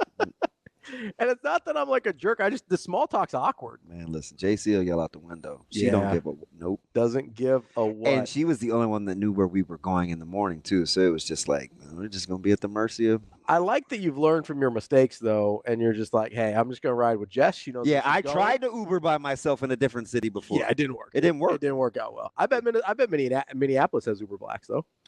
But can we just be honest? Like both those banks in Minnesota, both those stadiums in Minnesota had bank in A the name after banks. You're right. So let's move on from that. I was giving you credit for learning from your mistakes. Yeah, let somebody else do the travel. Like the door. You're like, I'm not scraping that knuckle again. Yeah, finally scabbed over. Not going to that wrong stadium again. We got you. The right stadium to be at this weekend is Warner Park. Make sure you get out this weekend. UnionOmaha.com to get your tickets. Final regular season match this week. It is Fan Appreciation Day as well. Make sure you get out to UnionOmaha.com to get your tickets. Coming up next, Mike Sautter from Hurrdat Sports and NEBPreps here on Hurrdat Sports Radio. Welcome back. Kicking off hour number 3 here on Hurrdat Sports Radio, AM 590, ESPN Omaha, ESPN Tri-Cities. KFOR in Lincoln, that's DB. I'm Ravi, Lulla, Mike Sautter joining us here as well from Hurrdat Sports and NEBPreps. What's going on, man? Oh, man. Hi, Jerome. I'm here to bring some levity to the program. Levity? What kind? Like Will Levitt? Oh, like where are we that you need to bring it back to? Like, man, feels like it's been like a Debbie Downer week around here. Yeah. I feel like we've been in good spirits today. So time out. Jerome, are you insinuating that you're at one point in your life going to be the ray of sunshine? I think so. Are you the positive one here? That's not a snowball's chance in heck that's a real thing. We might be in trouble if he's the positive one. He's Omaha's version of the Slim Reaper. This dude, you don't ooze joy, Jerome. Hey, I'm just telling you. I'll come in and cut you if I need to. I like to have a good time sometimes on this radio show. My man dressed in black, built like a stop sign with the hoodie. I almost put black pants on too, and I would have been bad. Yeah, I'm tired today. I had to wake up an hour early. Oh, knock it off. And then my wife had to be downtown for work, and she's normally the one that handles the breakfast stuff, like in the morning with kids. Man, I was like, wait a minute. It's not just kids. Your kids. My children, yes. Jeez. Our It's just a bunch of randoms. Not just randos. Our children, yes. Like I had like to a actually soup kitchen up in there, just like, here you go, here's some breakfast. I had to actually he was parent. cussing Leighton out yesterday on the phone. Was I? No, that was Wednesday. I like how he's not correcting that he was cussing out his child. It's like different day. I was like, this chick is just leaving her sister, and I was like, had to get out of the car. Daughters. This chick. He's just leaving her in the dust. I'm like, you can't do that. He's like, hey, Leighton. I was like, who are you yelling at? He goes, no, I'm not going to say it, but she apparently wasn't paying attention because she wanted to be with her friends. Yeah. And my man was having a conniption. She was leaving her sister just in the dust. And I'm like, your sister's younger than you. You want to, quote, walk home from school. So what do? Do you just drive next to him and let him walk? No. Like, so my youngest, who's in kindergarten, her backpack, air quotes, is too heavy for her to carry from all the textbooks up from school to home. So I have to pick up. She drops the backpack normally by the car, and then they walk home. But because she's soft and she can't. Wait, so if you're there with the car, why are they walking home? That's what I'm trying to figure out. Okay. Mr. Levity. Okay. I understand the problem now. Where are you tonight? Where There's several good ones. Westview, Millard West won. That game one? of the week. Yeah. So is this for the district championship? District championship, and if Westview wins, Millard West is out of the playoffs. Well, there's two scenario. Westview needs a win, and Lincoln East needs to win, and then that means Millard West is out. So wait a minute. So in A6 though, it's Bellevue Isn't that East, right? Grand Island, North Star, Millard West, Northwest, Westview. That's A6. Yep. Bellevue East, Grand Island, North Star. I'm sorry, North Star. Okay, If there North you go. Star wins, and Westview wins, Millard West is out. Really? Interesting. Because tiebreaker. Because North Star beat Westview and whatever. So, yeah.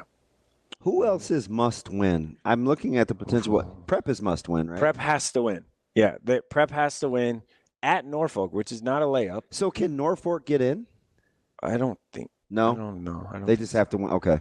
Norfolk's playing to ruin Prep's playoff streak of making the playoffs, I think. And what's that at? It's like 94 or something. I think it's 30 like years. 30 some years. 30 years. Yeah.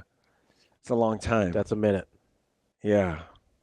It would not be good if they don't. I'm just No, saying. somebody asked which would happen first, their playoff streak or our winning streak. Well, I mean, the playoff streak could end tonight, and your winning streak obviously won't end tonight. So, I mean, yeah, Millard West can be eliminated with a loss tonight to Westview and a Lincoln North Star win. Prep is in if they win. I mean, they might be the 16th seed, but at least the streak's still alive. So then we would open with Prep.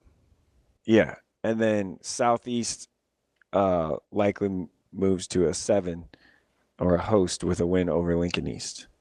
So those are the Class A kind of scenarios. So my guys are in no matter what. Yeah. Okay, good. They're middle of the pack. They might be like they could go from a Bellevue 7 West. to 11, right? Yeah, they could get like a Bellevue West. Ooh, that would according be to my man Faux Ryan Woodard. He's way good at this. There's only that's too much math for me. The two best people are Greenwash. Yeah, and Mike's good. And Faux Woodard. Yeah, they're always like they can do it like 3 weeks out. Yeah, which seems like there's a lot of variables. That's a lot of spreadsheeting for me. I do spreadsheets with like who's covering what and what. I don't do the whole math formula stuff. I'll say you got a little algorithms in there at that point. I ain't doing the math. Come on, Matt. So you can't even say that. I don't think. Shane, play that clip for Sautter. That's how he talks. Come on, math, you dick. I don't know if you can say that. Well, like Richard. You can say math. You've already said it like 5 times. And you called me that other word the other day, so it's good. What? You told me don't use. We're talking about the Jets Steelers post, and you said don't be I'm so mad. Yeah. Ooh, I almost dropped the F. He was just calling me out of name. That was almost an effort. I have questions though because I don't know. So the 1 seed in B, is it locked up? You don't think so? So how interesting is it that maybe the 2 best teams in their respective classes won't be the 1 seeds? Yeah, Seward's the whole point. They're probably locked in. Seward's at Crete, or is Crete at Seward? Crete doesn't matter. Okay. Yeah. No, you know me. I'm watching Seward all year. Yeah. Is Seward the best team in B? No. I don't think so. I don't think so. But they are really good. They're very good. They're really good. Yeah. Preston Haas, their quarterback. Remember in June, I was like, I just paid attention to B because that's going to be part of the finals that I do. Yeah. So I'm watching this all year. Like Bennington, Skutt, Elkhorn North, Seward, like are all because you can make you can make the case. Yeah. Miller South clearly they're the 1, but they won't be the 1 seed. You guys are the 1. And Bennington is probably the best team and may not be the 1. Yeah. Like district seeding, districts matter. Yeah. Yeah. You know, because I'm looking at A1, our district, with Prep, Fremont, Central, Westside, Papio. Everybody could be in the playoffs. Yes. Everybody is in the playoffs if Prep wins. Yes. Which you don't see very often. No, but that district, that just tells you how much like overweighted that district is compared to like A6, for example. So look, can I go to A2 real quick? Yeah. So Elkhorn South is in. Burke is out. South is out. Papio South is in. Papio South is in, yeah. Where's Norfolk? That's a great question. Out. They're not. Wait, they're 3-4, They're 4-4, and they've got Prep tonight, right? Norfolk's already eliminated at 4-5. There's just basically no chance. Gotcha. Yeah. See, I don't. That's. And I don't totally understand. It's because they're non-district schedule. It's all wild card points. So let me go to A3 real quick. Columbus, Kearney, Lincoln East, Millard North, Bryan. Kearney East and Millard North are in. Yep. A4, Lincoln High, Lincoln Southeast. I don't know how Millard South is in this district. Lincoln High, because it's from the previous. I know it's from the previous year, right? It's previous 2 years of wild card. This is just bad luck of the draw. Yeah. Because listen, for as good as this is Lincoln High, Lincoln Southeast, Millard South, North Platte, and Benson. Mm-hmm. In A, so this is how districts are made up. In Class A, it's a NSA state bylaw. In Class A, it's serpentine, right? So or not true serpentine. It's not serpentine. I'm sorry. So it's wrong. Top wrong six, word. then the next Wrong top word. six, then the next like top a snake six. draft. Yeah. Wrong. It's the based off of the previous 2 years or the previous scheduling cycles wildcard points. And then it is serpentine though. Yeah, but not fully. Yeah. Yes and no. Yeah. And then Class B, the reason why that like District A1 and B with Elkhorn North, Bennington, Skutt, and Blair is all based off geography. Now, I don't know where the cut line was because Skutt is in that, and they're a little farther south. Is all of B geographical? Mm-hmm. The districts are, yes. Because what you You'd don't be way too far. because You'd in be way B, too spread. yeah, So, yeah. but so B2 at least makes sense though, because Gretna East, Platteview, Plattsmouth, Yeah, Ralston. they're all I could see that. Yeah. I guess if you take like Highway 6 would be the example, right? Or like Dodge Street. And you go north and south of that. Well, where does Skutt go if they're not in that district, and who goes in the other side? Like, I get it. Like they're the most northernmost district school out of those, like Gretna East. Yeah, in the area. Yeah. So I'm trying to figure Maybe out. it's the county line Maybe, yeah. because everything else is Sarpy. Yeah, that's probably Basically. true. Yeah. And Yeah, Ron Collin, I could see Yeah, that. that's maybe. probably it. I Yeah. could see that. Yeah, Maybe. that would make It's a good sense. question. I might need to ask that question actually. Because it's going to come up. And I was joking with Nate last week. He goes, his Saturday morning inbox It's tough. will be flooded with Why? that what, he's an idiot. how? Yeah. Oh yeah. No, that's what he said. No, I- for I know. sure. He goes, it will be flooded with people telling Yeah. me I'm an idiot. And it's not. It's weird because it's not him picking the teams. It's the NSAA membership, which votes on You're the just bylaws. tabulating numbers. Yeah, he's just running the numbers that the bylaws say that he has to run in order to get it. And then it's come down to coin flips sometimes on who's going to host and who's not. What's fascinating is like so tomorrow morning I will be in Lincoln for the bracket reveal show on Strive, by the way, at 8:30 in the morning. If you actually want to know the official brackets, that's where we'll announce them. Shout out Tony Chapman. Yeah. So we'll be me and Tony, and then Eric will produce too. All good? Yeah. I always like to So- say all to the good. Yeah. So we'll be there, and it's crazy. Like I have a weird affinity for him.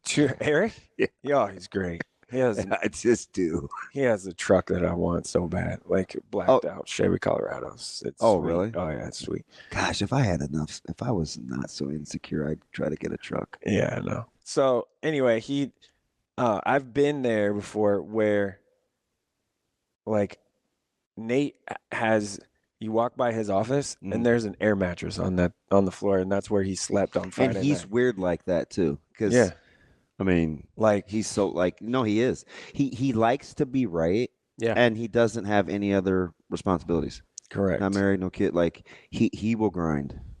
He will definitely grind. Right. Like we're like he slept for maybe a couple of hours on an air mattress just to try and get the stuff done and run and ready and all that. Where do you think the seedings will be most important? In the middle of the pack? Is this we're trying to avoid, like, because coaches may not say it out loud, but I think they do. Yeah. I don't know. I mean, I think because it's so clear cut in like, okay, A and C1, for example, like it's pretty clear cut who like the best team is. In D1, it's pretty clear cut who the two best teams are, and that bracket came out last night after the first round playoffs. Like Stanton and Sandy Creek are opposite each other, and that was a semifinal game last year, and it was the best 8-man game of the year, and it was in the semis. So like now you have these two teams that have been kind of powers for the last handful of years. They're on opposite ends of the bracket, so I think it's clear that those two teams in that are the best. Just like it's clear at this point that Millard South and Westside are the best. So I don't think it really matters that much. Like on the seedings? Yeah, but I will say this. If I'm Elkhorn South and I'm like the 4 and Millard West beats Westview and gets in and they're the 13, I don't want to play Millard West in the first round of the playoffs as a double-digit seed. I don't. Yeah. Like after they've won 5 in a row. Would you rather be the 3 or the 4? Would you rather be Kearney or Elkhorn South? I don't know. Probably Kearney, I guess. Because you'd get like a Papio South and then a Belv West. Which would seem a little more doable. Like Central being a 7's a little sneaky. They're dangerous. Yeah, that's what I mean. That is a. So you're on the. I would want to maybe not. I don't know. That's a dangerous football team. Central, if projections hold here, Central and they would be on our half the, or would they be on our half the bracket? No, Central be on the Millard South side. So there's this weird thing where Millard North and Central. I quietly think play in the first round, which would be that's a heck of a game. And I think Central really wants to play Millard South.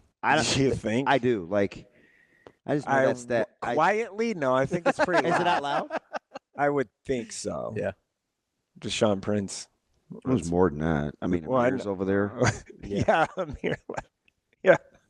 Yeah. People forget. I'm sure there's like a little bit of something there. So that first round matchup would be Central in Millard North. God, that's a coin flip. Yeah, they just played. I mean, it was a coin flip when they played, right? Mm-hmm. That's a heck of a first round. They just played. And North and Southeast would just be like, who's going to pound it? And Millard North is a couple weeks removed. Will be, so they have a little time to adjust. Right. They didn't so much real time. Yeah. Mm-hmm. So Omaha North and Lincoln Southeast could be a 5-12.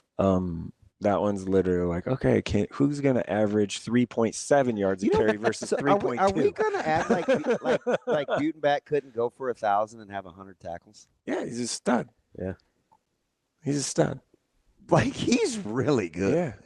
Yeah. And it's not just, this isn't a Vrzal thing. No, You just rolled it because there's common opponents. So I'm watching, I'm like, wait, quietly, he's had a really good season. He's a good catcher too, baseball. He's a meathead. Yeah. But man, throw out a dude at Millard West tournament last year. Baseball. He's the mean one of the. He's the meaner one of the bunch, in my opinion. Just knowing their personality, like of the kids. Yes. Yeah. Okay. I was like, of the whole family, no. I mean, of Max and Kat, like. Yeah. Megan's the meanest. Zero question. Yeah. About that. So can I go down to C1 real quick? Yeah. Is of the teams that are at or C2, you take C1 or C2 for this. C1, yeah. C1 because it's a little weird. Of the teams that are at the top, is the most separation Wahoo?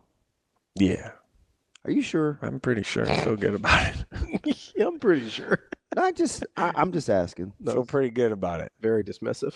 They are way good. They're way good, and they're not going to be the number 1 seed. Ashland Greenwood, whose one loss is the Wahoo, is likely probably going to be the one. So that's another class where the perceived best team isn't the one. Yeah, and Wahoo could end up anywhere from 2 to 4 in the playoff seedings, which would mean they would go to like. Well, Seward could be undefeated and be a 3. Right. How could you end as a 4 though? So what? That doesn't seem right. It just doesn't sound. I don't even know if I believe that. I'm gonna trust you, but just don't even sound. I right. should call Foe Woodard. Hey, Foe, can you run the? What's up, Foe? So they have run. They could be. I'm about to. They could be the 2. I'm about to text him. They could be the 2, 3, or 4. I'm shocked by that. Wahoo could be the 2, 3, or 4. And trust me, I talked to Robert Berry, their AD at Wahoo, and he sent me like they have spreadsheet of like, okay, these are the scenarios and teams we could probably Wahoo play. gonna be could be a 4 because their non-district games were. Or their district games. So like they played Nebraska City. Did they? I was just there yesterday, and this season was not. No. Not like. Anyway. I mean, there's 3 teams that really struggled in their district. So does everybody outside of class, do they get the things where they can put their non-district opponents down and see if they match? I'm not sure about that. Because you can do that in Class A. Yeah. So Wahoo could be the 2, 3, or 4. 2, 3, or 4, and they could have to travel to Sydney for a semifinal if Sydney's like the 2 and they're the 3. That's bonkers. Well, I did hear people in my mentions the other day upset over like a Sydney versus. No, it wasn't Sydney. Gehring versus Blake Blair. Gehring's going to host. It's a long trip. And Blair's won't get in. Yeah. There's some, but I mean, again, it's because of their district. I mean, Blair's district. Blair's better than the record, but like their district is brutal. Can I ask you something while we got you? Yeah. Where would you put Jensen in softball lore? Oh, Alexis. See, I had this conversation after the game on Monday night. Her game, 15 strikeouts, a walk-off home run. Like it's a pretty special game. I've watched her play. Gosh, I don't know, probably 30 high school softball games in her career. The problem is she is followed up too close to Jordy. Okay. You know what I'm saying? To not get the credit. Yeah, to not get as much as like, is she in the consideration of that's interesting perspective. She's too close to when Jordy graduated. If it was like 3 or 4 years after Jordy graduated versus at kind of overlap, then you probably have a little more like leeway to have that conversation. She's incredible. Yeah. Oh yeah. She's great. I tweeted out after Monday night. My favorite thing, and I've asked for 2 years, right, with down at Nebraska. Like, so I think the thing that they like the most is the thing that you can't really see all the time, is that her understanding of her role as an alpha. Yeah, she's. Yeah, it'll be her and her, that is underrated. It is underrated. Like not like in everything. Her personality and Jordy's personality on the team together, she's gonna have to calm down a little bit, I think.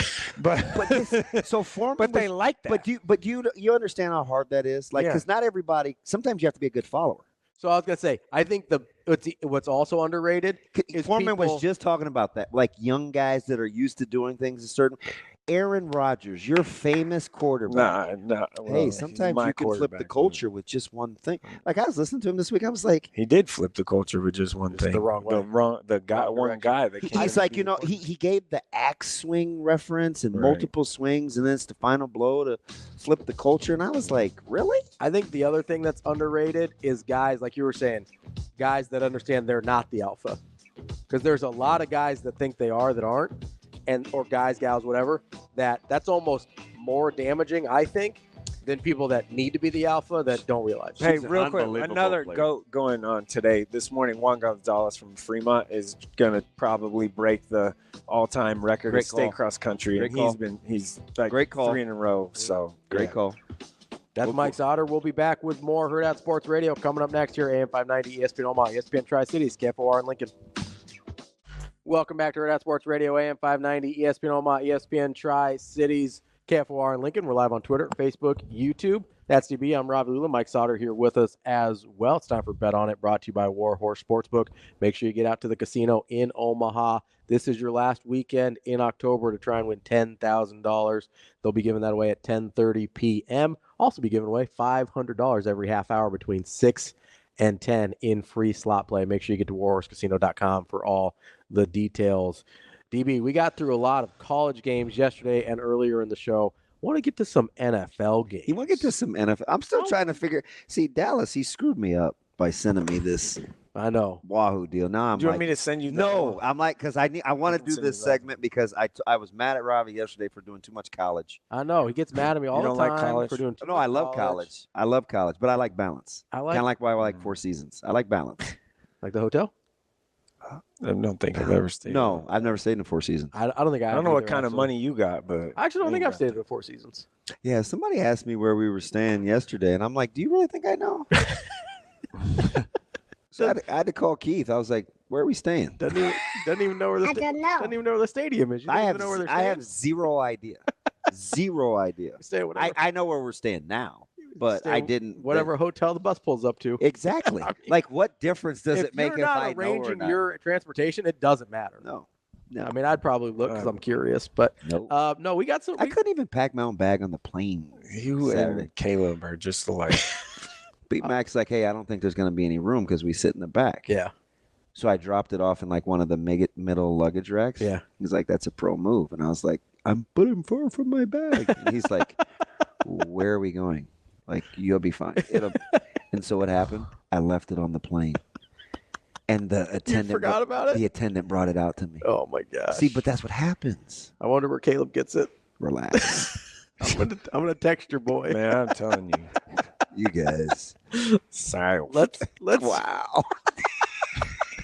I'm not gonna go that far. Let's Remember, Mr. Levity over here. You've been a real ray of sunshine over there, Buttercup. Hey, can I just throw something in real quick? High school, real fast. Sure. So, before we get to this gambling segment, which I shouldn't be talking about. Yeah, because you cover the NFL. I'm sure it's a big complicated. So the boogeyman. No, hey, another thing that's hard. I watched a high school football game once. I can't do this gambling segment anymore. That's not. Another thing. Wow, that he started out the we like are this, going too, to by the way. have NEBPreps football awards show or banquet. It's not a banquet. No, but it's a show. We'll call it a show. It'll be here. It'll be here in this room building. Love it. And one thing you're guaranteed. What? Good food if they. Yeah. So it's going to be the Class A through 6-man player of the year, defensive player of the year, offensive player of the year, special teams player of the year, and then big game chain player of the year. So different. And I was thinking about this. I'm like, I don't even know. Like Class A, tell me the player of the year right now. No idea. Hard, real hard. Yeah. No idea. Hey, I have one for you. December 3rd, right? Hey, Yeah, December 3rd, Tuesday. will there be a Class B offensive player that is all Nebraska? It should be Joe Clia. How good is he? He was awesome last week. It was unbelievable. He should be on the list. Like he should definitely. Yeah. You find a way, right? That's one of those where like he could go in as like the kicker or something because he kicked a game-winning field goal once. Somebody's just going to have to have I'm just saying. That dude's the real deal. No, I know. I'm just telling you that's probably what's going to happen. Yeah, so that'll be a cool event. That'd be a full-fledged Gump move if they did that. Anyway, yeah, sometimes they get a little creative. Sometimes, like I remember they put John McCardle in as a running back one year. Yeah, it's like Danny Kaline was the punter. You know that they didn't actually, he never actually took a snap or. Danny did punt though. He was their punter on their team. Let's get Henry Rayburg in there as punter now. Can I start by telling you the worst line of the week? What's the worst line of the week? Without question. And you hate this team, and you like to rub it in your partner's face, so you're probably like, ugh. How is Green Bay only a 4-point fave at Jacksonville? Who's stinky? What do I rub Green Bay in your face for? Well, you've been hating on them all week. Well, yeah, but you don't like Green Bay. Well, I told you I think they're good. I think they're fine.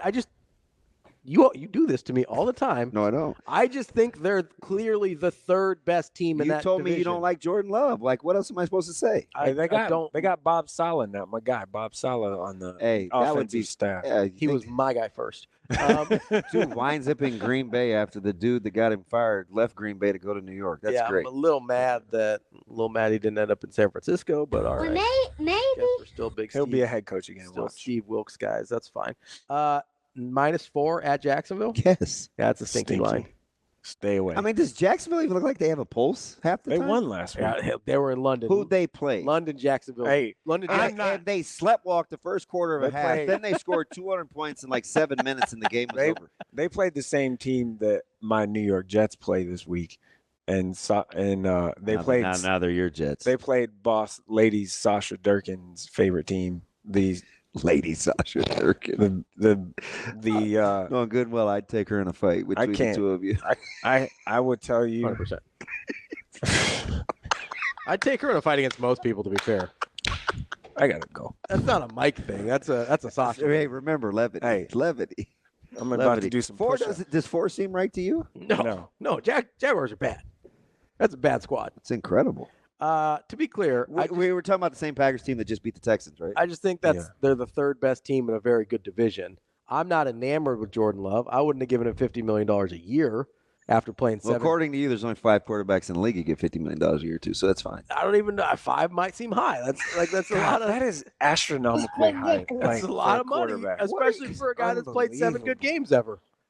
He's played 7 good games ever. I don't disagree with that. I think it's fine paying him. Like, you had to pay him, and that's what you didn't have to. Actually, you had another year. The market rate is Let's that. not get him started on what you have to pay. He doesn't believe in the cost of doing business. What are y'all gonna do about Brock Purdy? That's all. He doesn't believe in the cost of doing business, and he's going to be a victim of it here. He's going to be a victim of it. They're going to have to bounce. They're going to have to bounce Brock Purdy because they're not going to pay him. Brock Purdy made it to the Super Bowl. Has Jordan Love made it to the Super Bowl? Has Brock Purdy done this for like 3 years now? Jordan Love's done it for half a season. I'm just saying. They're not going to pay him, though. Cowboys and Niners, -4.5. I think it is a mess in Dallas. I think it's a mess in San Francisco, too, just different reasons. But San Francisco doesn't have a lot of healthy bodies.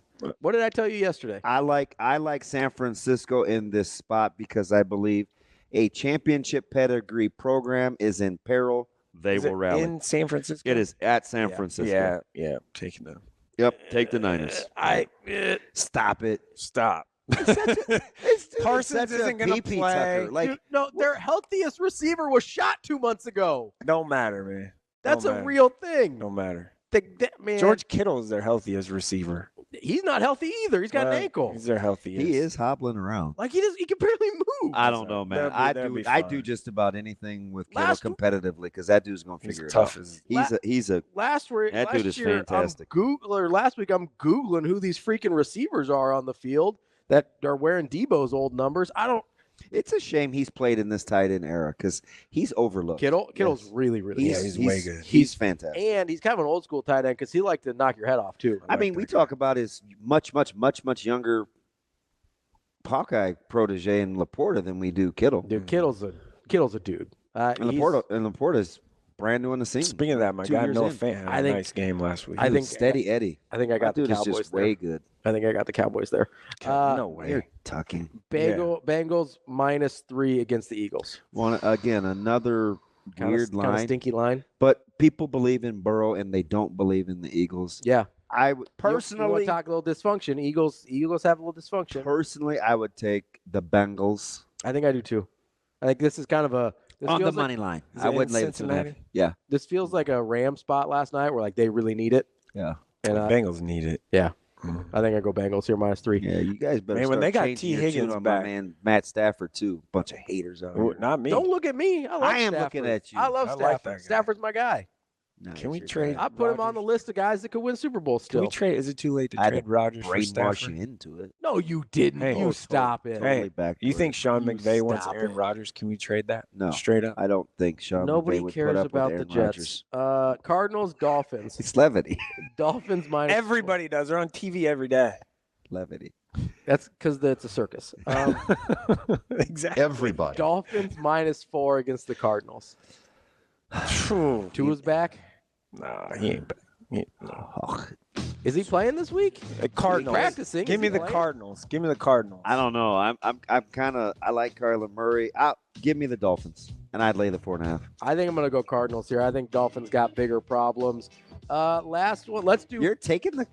Give me the Dolphins. Give me Then for Cardinals. sure. Cardinals. +4. Atlanta -2.5 against the Buccaneers. Atlanta. NFC South differentiator game. right I'm now. gonna take the Falcons. Yeah. I'm going Bucks. Give me Baker Mayfield. Who Who are they throwing it to? Baker Mayfield bounce Who's he back game. throwing it to? I'll take the Bucks. Same person same people that Brock Purdy's going to throw to. That wasn't a problem. Guess the Steelers aren't getting Cup either. Let's bet on it. Brought to you by Warhorse Sportsbook. We'll be back with Matt Vrzal. Wrapping up the show here on a Friday. Wrapping up the week. I'm Ravi Lulla. That's Damon Benning. That's Mike Sautter. We are here at Hurrdat Sports Bar and Grill, and we are joined now by We will be in a second. I'm going to call him. in just a minute. Oh, he couldn't log in, babe. In just a minute, we'll be joined by Matt Vrzal, former Husker and owner of Paisan's Pizzeria. I'm just saying, I think there's some. I like the. Oh, you know, one we didn't get to, Colts Texans. I think that's an interesting game. A lot of points. Yeah, I'm just not sure. I don't know what the total is, but it's a lot of points. I told you I like Green Bay last week. I just don't know who the Texans are. I don't either, but I think they should be good. Yeah, like you look and like they it's should hard be having good. expectations, though. Yeah, not everybody deals with that well. We've seen that a little bit with Nebraska sometimes. Knock it off. No, I'm serious, Hey, man. No, I'm just playing. We've talked about that I'm with just playing. with guys having expectations. We can ask. I'd lay the 5 with the Texans. We can ask Matty Vrzal about that. Verz, what's going on, man? There's but one, maybe two people that call me Matty. I apologize. My bad. Shoot. I almost said What's going on, boys? the IT word right there. I was talking to Matt. How we doing? I was talking to Matt Deemer, and it's okay. I call him Matty all the time. Hey, that's kind of like when people call me Mickey, and I'm like, nah, nope, you ain't it. Matt does. Nope, he is bigger than me. Hey, You got two. He gets Mikey boy. hey. So first, we talked to the head coach at your former school that you used to coach, and he was singing the praises of a player I know you cheer a ton for. The no, Van Dyke. Oh yeah. Is it fun to just watch him be uncorked? Yeah, the Van Dyke boys are fun. The overlooked one, and Dylan does a great job. Dylan is a football guy. He loves football. He does everything that he can. But Luke isn't too far behind. They're both good Matt, players. Coach Turman gave him a little run this Luke's a morning. hammer. He said, watching those two compete and you give up an interception or you're running scout team. He said those two are just a riot at practice. Yeah, they keep it they keep it lively. Like you never know what will be said, and then sometimes you just look, you're like, you really said that? You said that out loud? Okay, all right, we're doing this. Okay, but no, they're doing a good job, and they the good part about both of them is that they're easy to follow. People will draw themselves to them. They're good leaders. And they do things right. Yeah, because they just work they're hard. good kids. Like, hey, so on that follow lead, we've been talking all morning. About you don't want to make wholesale changes. You still have your goals in front of you. Some people want to see young guys play. Kind of where are you with the leadership, the following thing, and then Nebraska having a history of some of the older guys of not having success. Like you have to. How patient is patient before you say to yourselves, okay, well, we haven't won with you, but then you're like, oh, wait a minute, our goals are still in front of us. Like that's a pretty good tightrope, right? Yeah, it's that's the $1 million question. You know, it was something I didn't think we were going to have to deal with, but it's also kind of reiterates something that I've said for quite a while. You know, who is the alpha of alphas? Like who are they? Who do they follow? Like who leads them? Who, when the S hits the fan, who calms it down? Who leads by example? Who does those things? And I still don't know if we know. I still don't know if we know who that is. So, for the time being, does it have to move on past being your coach? Say what now? I said for the time being, does it have to move past it being your coach? Oh, it should be long. Should be. Somebody should have taken the reins. Somebody should have taken the reins probably mid-season last year. Like that's the thing. But then there's a fear to it, right? Kids are fearful of things. I don't want to go and yell and scream. And what if I screw up then? Yeah, we had leaders that screwed up. We had leaders that did dumb things. Like it's not the end of the world. It isn't something you have to fret over. You know, you can't be fearful of making a mistake. And truth be told, like some of my best friends in the world are my teammates, but 6 of them going to matter in the end, and those are the 6 that are going to carry down my last aisle. So if you're worried about what people think of you, get a different narrative, get a different vision. Verz, how much of that goes into this idea that DB brings us up a lot of guys being able to perform without expectations versus guys being able to perform with expectations? Because kind of stepping up and being that leader, you're it's a different world. Accepting those expectations, right? But you should expectations put on by coaching staffs or by themselves or by, I don't know where your expectation comes from. Because if you don't go out and you don't play and you don't have an expectation of perfection, then you're wasting everybody's time. You're in search of a perfect game, that's what you want to be. That's the reason the slogan at Paisans is perfect on purpose. We're never going to get there. I'll tell you that for damn sure. But you know what? We're going to damn sure try. And we may screw up. And if we get out of that situation without a customer leaving pissed off, then we did pretty good. But the goal is perfection. If you don't strive to be perfect every day, then get out. Because that's how winners think about things. That's how people get better every day. And, you know, I don't believe in the 1% better a day thing. I don't get that one because eventually you can't get 365% better. So, but if you don't think of it as I'm going to go out and we are going to practice perfectly today, then it's probably not going to work out. Well, I'm not going to split hairs here, but the 365% better thing would be it's operating under the assumption that you at some point get to 100%. So like yesterday, I wasn't very good in some areas. So let's say I was a 74%er, right? So today I may be 75. Maybe I don't yell at a kid. But if you reach 100%, you can't get past 100%. I'm not gonna. You're not gonna get me. You're not gonna get me, Matty. Let me ask you. It's impossible. Let me ask you something, Verz. Shader, click me over. What did you say? What's up, chump? Wow, there he is. Did he just go to the street? Oh, yes. This dude just does what the heck he wants to do. I thought he just hung up on us. I thought he was like, what? We're not Shane, doing and now all of a sudden you're on the stream. I got to look at your Shane and I have been working behind the scenes on stuff, and he kicked me off of the stream earlier. I'm in the new office, all crammed in the old office. I got space now. I can spread out. Sounds way better, too, by the way. See your wonderful faces this morning. I know. I'm pretty. Do you like my Nebraska gear? It's about time. Yeah, man. How long are you going to stay on the free train? Yeah, free Westside gear. This is the first time I've worn this in years. Do you know which one this is? Not a team issue? No, this is. I'd say it's got the Masters on the back, right? It's the one they gave us when you tried to get me hammered off the little ice block thing. No, that was more.